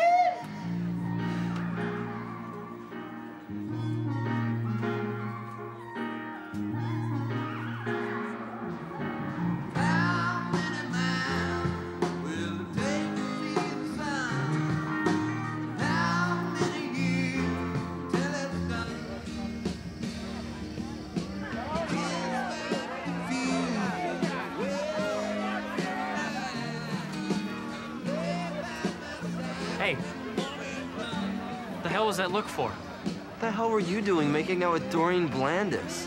I thought you said you were gonna work things out with Robin. Yeah, well, I also said I'd get you to your movie, and I'm gonna get you there. So come on, let's go. Hey, Moonwatcher. You can't get there from here. This ain't Cape Kennedy, and it sure as hell ain't Hollywood. It's just Gurnee. I'm not even from Gurnee. I'm from Wadsworth. Population 750, the edge of nowhere. Hey, a lot of famous people came from the edge of nowhere. Ray Bradbury grew up in Waukegan, and Jack Benny. And Marlon Brando went to high school right over in Libertyville. Yeah, and where are they now? Ray Bradbury? California. Jack Benny? California. Marlon Brando? Tahiti! Woohoo! Woohoo! Yeah! What, is this how you want to live? What? In a big house with a bunch of people having fun? Sure. Yeah, but what are you gonna do? What are you gonna be? What do you want from the one shot that you get at living? I don't know. Money, a big house, a wife, and 2.3 kids? I have no fucking idea. Oh, bullshit! You want to make people laugh. That's what you want. That's who you are. Okay, Pat. Let's do our fight thing. Ready? No. Ready? Now! You want to be an actor or comedian? No, I don't. That's what you want me to be. So you can feel like you're not the only one chasing after an impossible dream. React! Ugh. But you're lying. That's all you've ever wanted. But you're too afraid of failing to try. Oh! You hit me in the forehead, man. I didn't hit you. Yeah, you did. I did. Oh, so you act like you don't care. Oh! Shut up and fight. Come on. You go along with the rest of the herd. That needs to believe that being intelligent and having hopes and dreams is for nerds or geeks or dorks. But inside, you know it isn't. Come on. Cut it off, man. What do you care what I do, huh? What are you still hanging around for? Just go. I do this all the time. What are you waiting for? I'm waiting for you. Why? You don't need me to drive you to California. You don't even need me to drive you to the Genesee Theater. Shit, Pat, you could have walked there and back 5 times today. I'm not the one who's afraid here. It's you, man. You're afraid you're gonna go see this movie and everything will be the same. He'll still be Pat Johnson making his little movies in his backyard. They're not little. Oh. I've just got a big backyard. Pretty good right hook, too. Orson Welles. What? Orson Welles. Grew up in Kenosha. That's like 10 miles from here. Oh, it doesn't matter where he grew up. Okay, what matters is that he's not sitting around some house full of people who don't care about anything but getting stoned so they can forget about the fact that they're gonna spend the rest of their lives wondering why the hell they're still here. I mean, really, somebody, anybody, do something new. Do something interesting.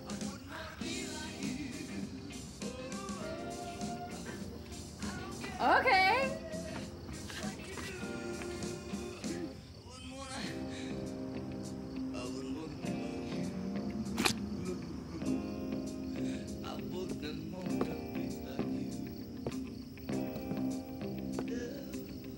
Oh, man! Marry me!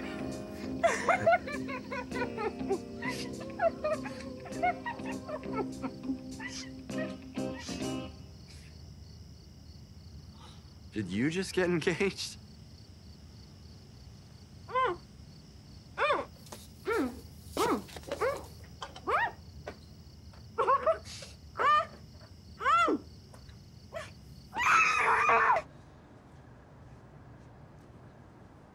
What time is it? 9:55. Why do you want everyone to see this movie so bad?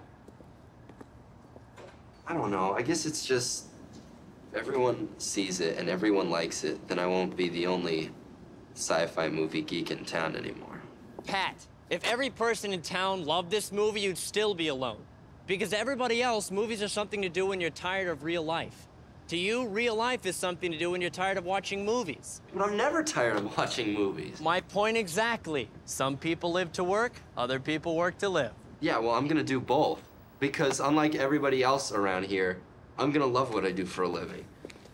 How do you know?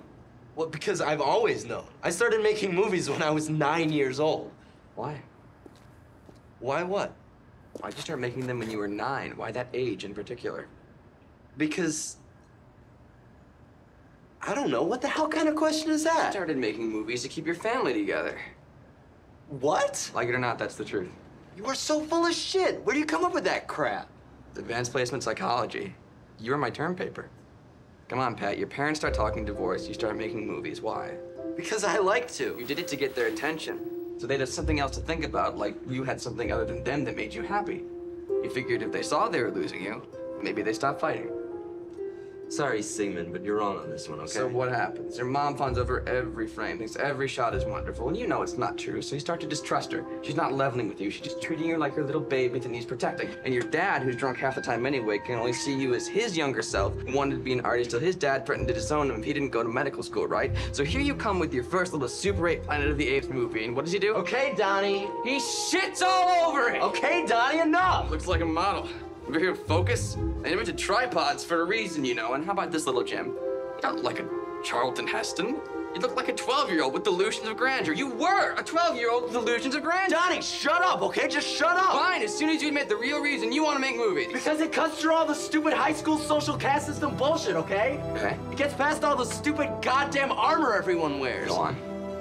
When you're watching a movie, you're sitting with 500 people who wouldn't even sit next to you in lunch, and you're laughing at the same jokes and crying at the same painful moments, and you're jumping at the same scares. There aren't any cliques in the movie theater. There aren't any jocks or geeks or nerds or brains, okay? As long as it's dark and there's something you've never seen before on the screen, it's like your family, where nobody yells or fights or leaves. Oh, shit. You know, years from now, are you gonna pay someone hundreds of dollars to do what I just did for free?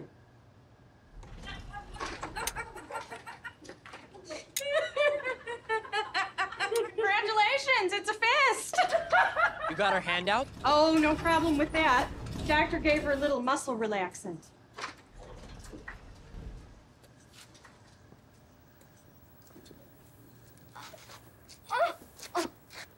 Here, may need this for the drool.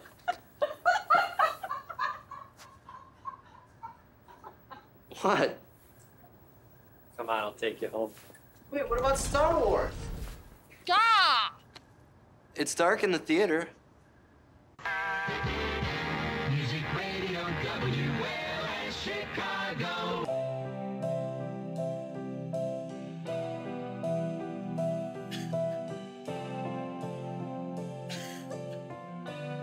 It's me.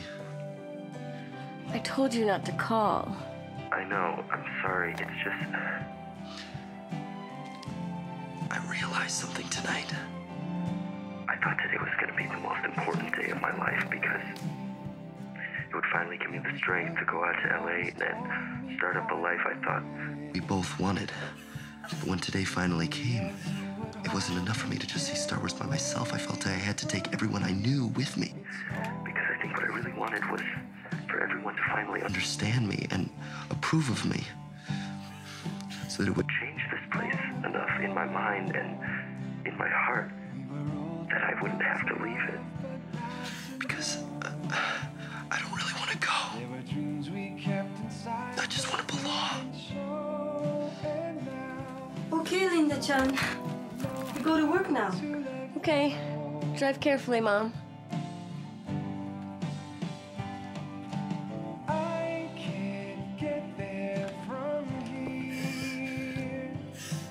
Pat, you've been waiting a really long time for this night. And maybe I didn't seem as interested as you sometimes. But I really did want to be with you. The first time. And I really want to be with you. Okay, then. Come and get me. Touch the sky. If you don't, when you grow old, you'll wonder why. You did just what you were told. No one will cry for you.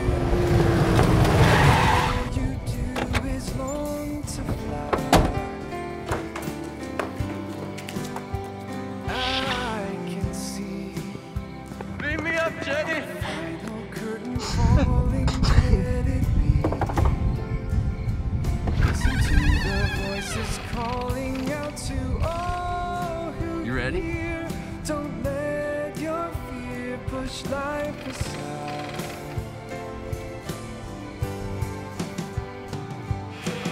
I can't get there from here, and you can't get here from there.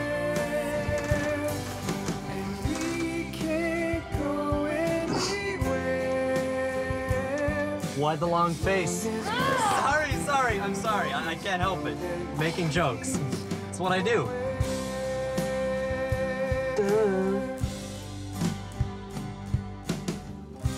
Are you sure about this? Uh-huh. Far beyond all the things we know. Wait. The world of our dreams. Baseball? I want the neighbors to think we're watching baseball. Plus, it'll cover any, noise we might make. Now close your eyes.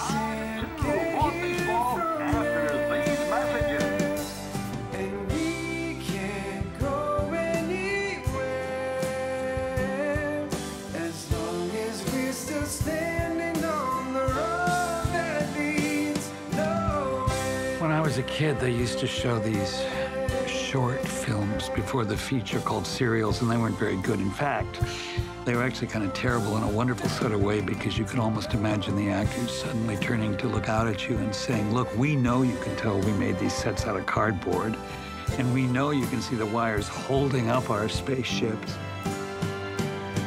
But look how much fun we're having. And those stupid little films meant more to me than any big budget Hollywood extravaganza because they gave me hope that with a little allowance, a little ingenuity, and a little stolen time with my dad's old wind-up movie camera, I could make movies too, and I did. Boy, did I. How much do you want to be a director, Patrick? I want it more than anything I've ever wanted in my life. Are you really sure about this? Do you need to be one?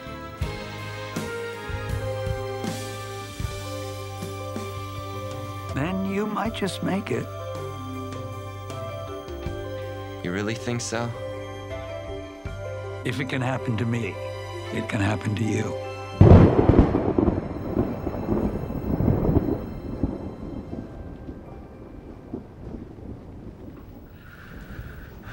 So how was it?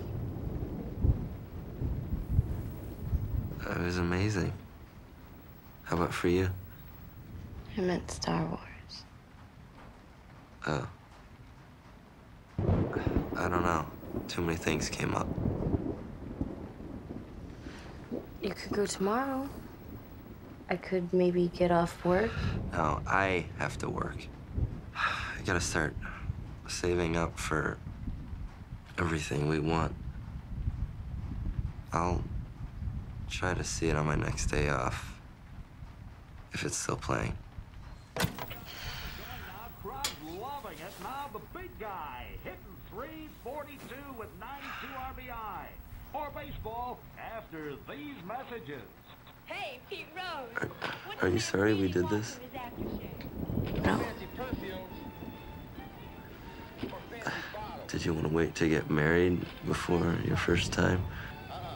Man wants to smell like a man. That's why I got What? What did I say? Shut up. Just shut up, okay? What? What did I do? You didn't do anything. Okay. Well, then tell me what's wrong. This wasn't my first time. Oh. Well, that's okay. No, it's not. I don't care. I care. Why? Why? What does it matter what we did before we met, right? I don't have to be your first. I just have to be your best and your last. It matters. What? It matters. Because my first time was while you were in Hollywood.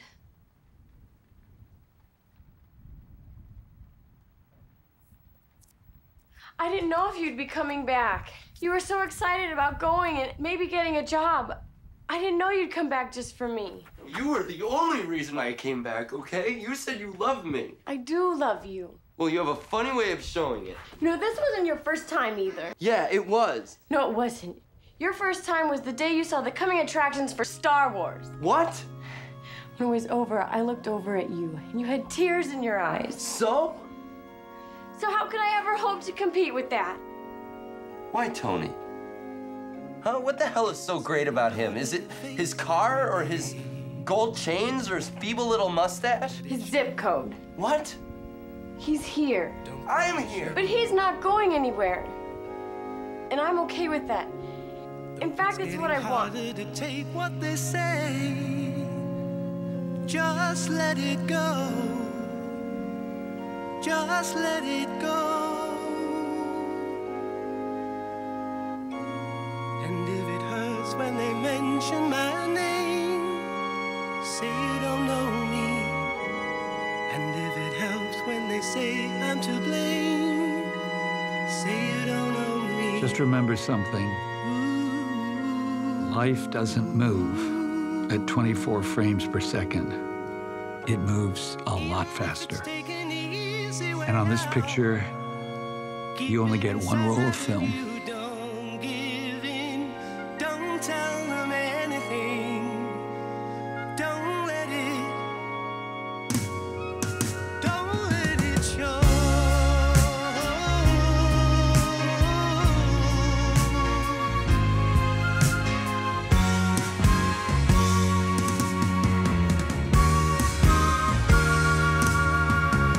Even though you know it's the wrong thing to say.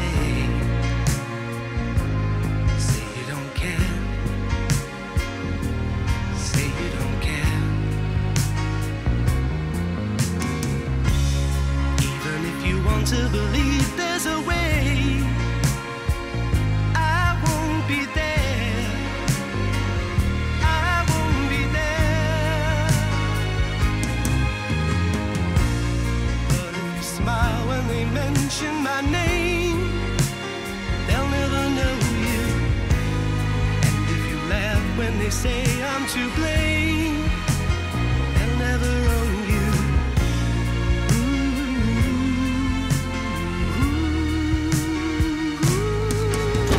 Hey, Even if you feel you've got nothing to hide, Mom wants us to go grocery shopping. inside of you, don't give Come on. in. Don't tell them anything. Why are you helping me? Because, numbskull, how can you leave without a car? Don't let it show.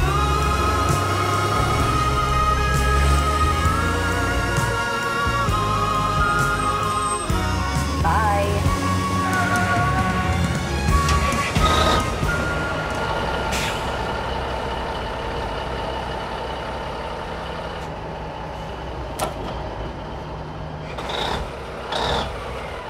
Patrick Reed Johnson!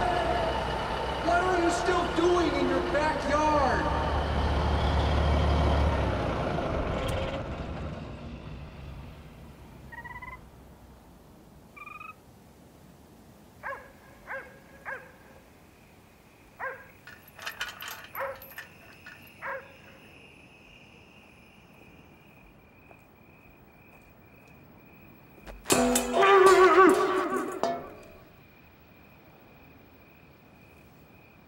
Where do you think you're going? To get my car. Is that so? Yeah, I paid all I'm gonna pay for it. Besides, you don't need to hold it hostage anymore. I'm not gonna stop you. Scrawny piece of shit. You couldn't stop rain from hitting the ground. Yeah, well, I'll tell you what. I'll try to gain weight. You try to gain intelligence. We'll see who wins. Huh. I already know who wins, and it ain't you. You're going down. Oh!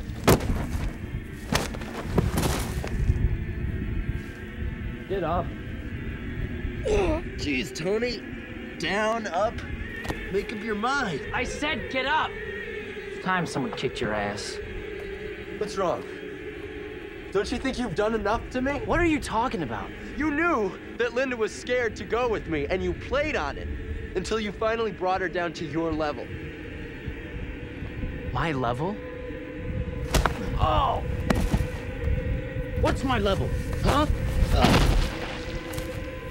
I work for a living. I don't expect the world owes me fame and fortune like you.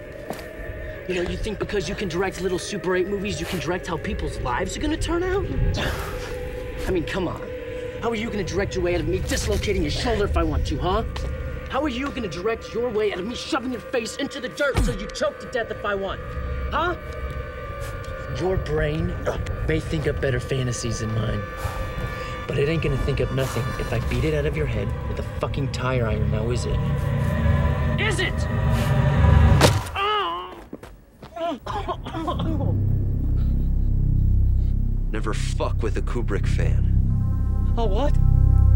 We may be geeks on the outside, but on the inside, we're all killer apes. You're fucking nuts is what you are! Oh, no, I'm not nuts. I'm evolved. My ancestors touched the monolith. Your ancestors watched. Jesus, back off, man, please. You mated with my mate. What? You rained on my evolutionary parade. No, wait. You want to compete with me for scarce resources on this dusty African plain? Well, step to the plate. Oh. I am Moonwatcher. Hear me roar. No, stop! We didn't really do it, okay? I tried, but she wouldn't go for it. She said she was in love with you. She wanted to be with you, I swear. She waited for you. We never did it. Then why would she tell me you did?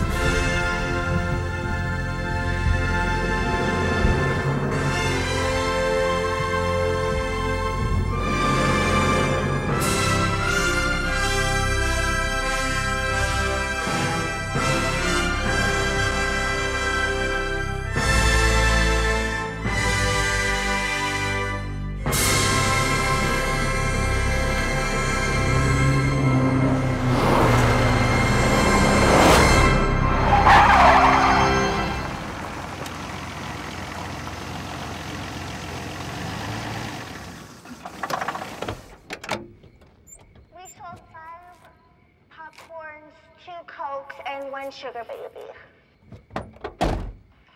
Is this film ever gonna stop showing here? Okay, bye.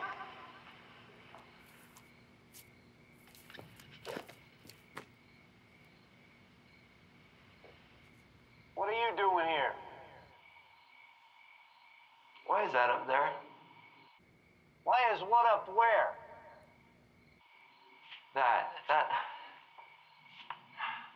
That's not what's playing here. Yes, it is. Todd. Okay.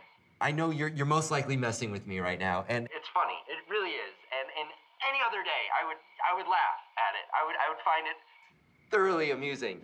This is the thing. I just want you to tell me that Star Wars is playing here, and then we can just, be friends after that, and just want you to be honest with me now. Please, buddy. Todd, I love you. Come on. Just tell me, what's playing here? Star Wars, right? Star Wars? Star Wars? Yes! Yes! Star Wars! Okay, you know what? Look. Star Wars! Star Wars! Starts today! Today! At theaters everywhere! Theaters everywhere! This isn't everywhere. This is Lake County.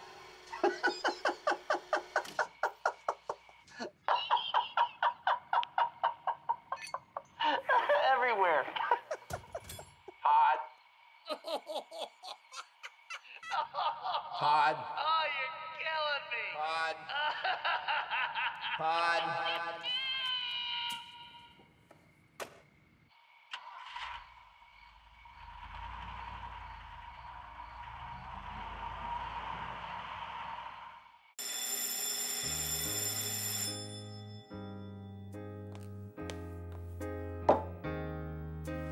Your meatloaf, sir.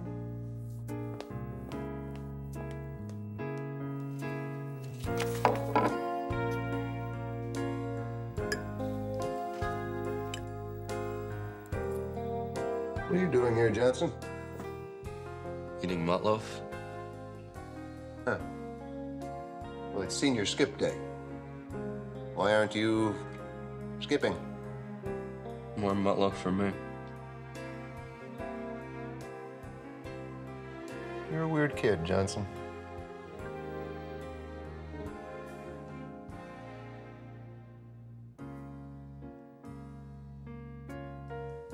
Not weird enough, apparently.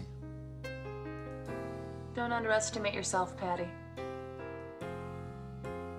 Let's go. Where? Someplace dark and quiet where I can take away your virginity. Oh, you're too late.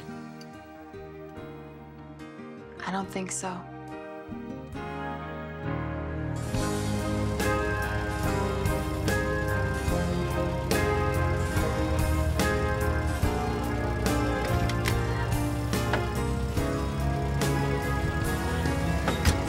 The lobby cards are gone, and I've stolen all of the posters. They just picked the locks and ripped them right out of the cases.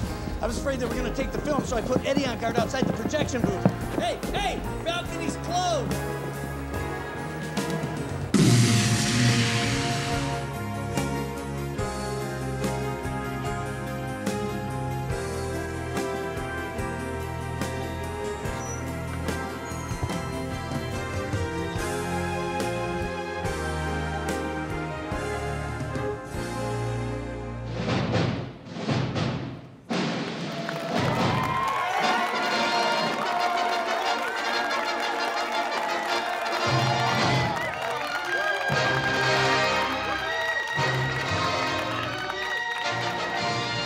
Don't forget I did this. Never.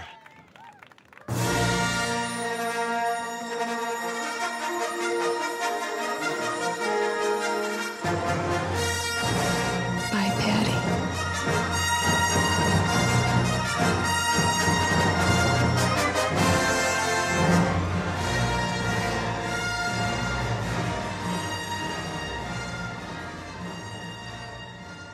Patrick Reed Johnson!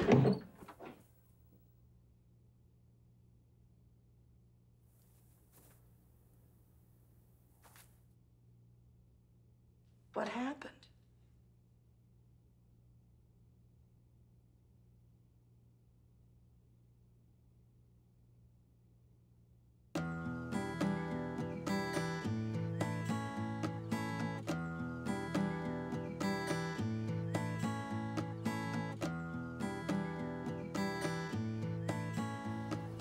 Just remember, if you end up seeing farther than others, it's only because you've stood upon the shoulders of giants. Who are you? I'll see ya. Hey, buddy. Make good movies. And watch out for girls. Oh, I'll try. Have a nice trip. We'll be back in a week. Shut up, Jody.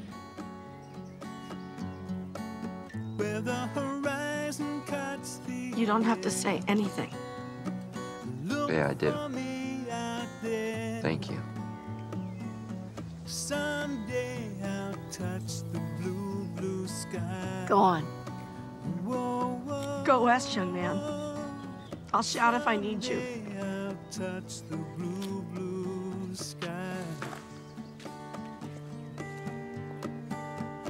If I could kiss this earth goodbye and cruise the never-ending sky where the horizon cuts the air, wait for me down there. Someday I'll touch the blue, blue sky. Whoa. Someday I'll touch the blue, blue sky.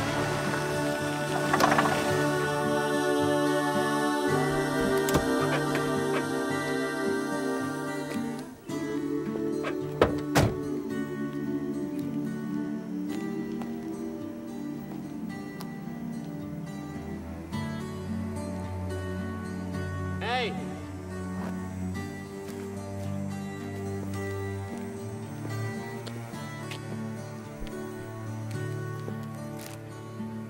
Forgot something.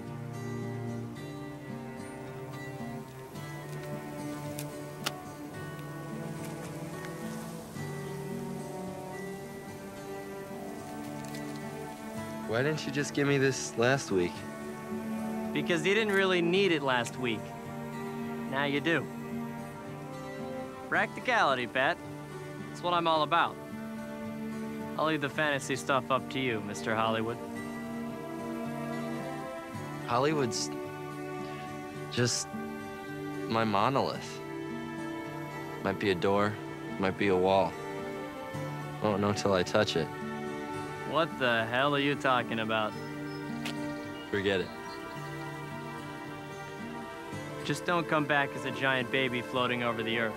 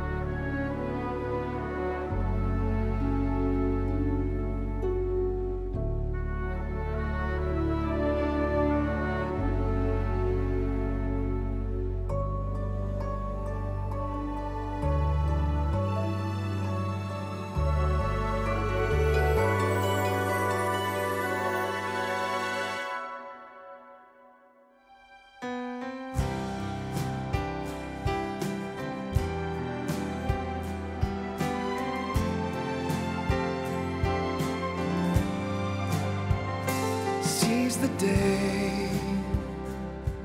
That was what you always told me, find a way. would say as you would hold me, get away from here. It's oh so clear you can't stay. Long ago, we were old enough to love but not to know. There were dreams we kept inside but didn't show. And now we don't know how to let go.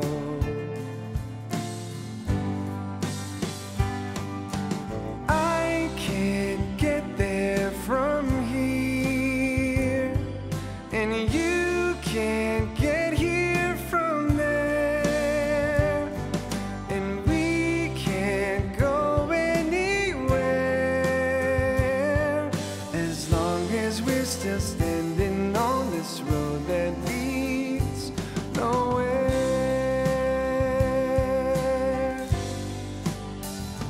Touch the sky. If you don't, when you grow old, you'll wonder why you did just what you were told. No one will cry for you if all you do is long to fly. I can see our final curtain falling, let it be. Listen to the voices calling out to all who hear. Don't let your fear push life aside.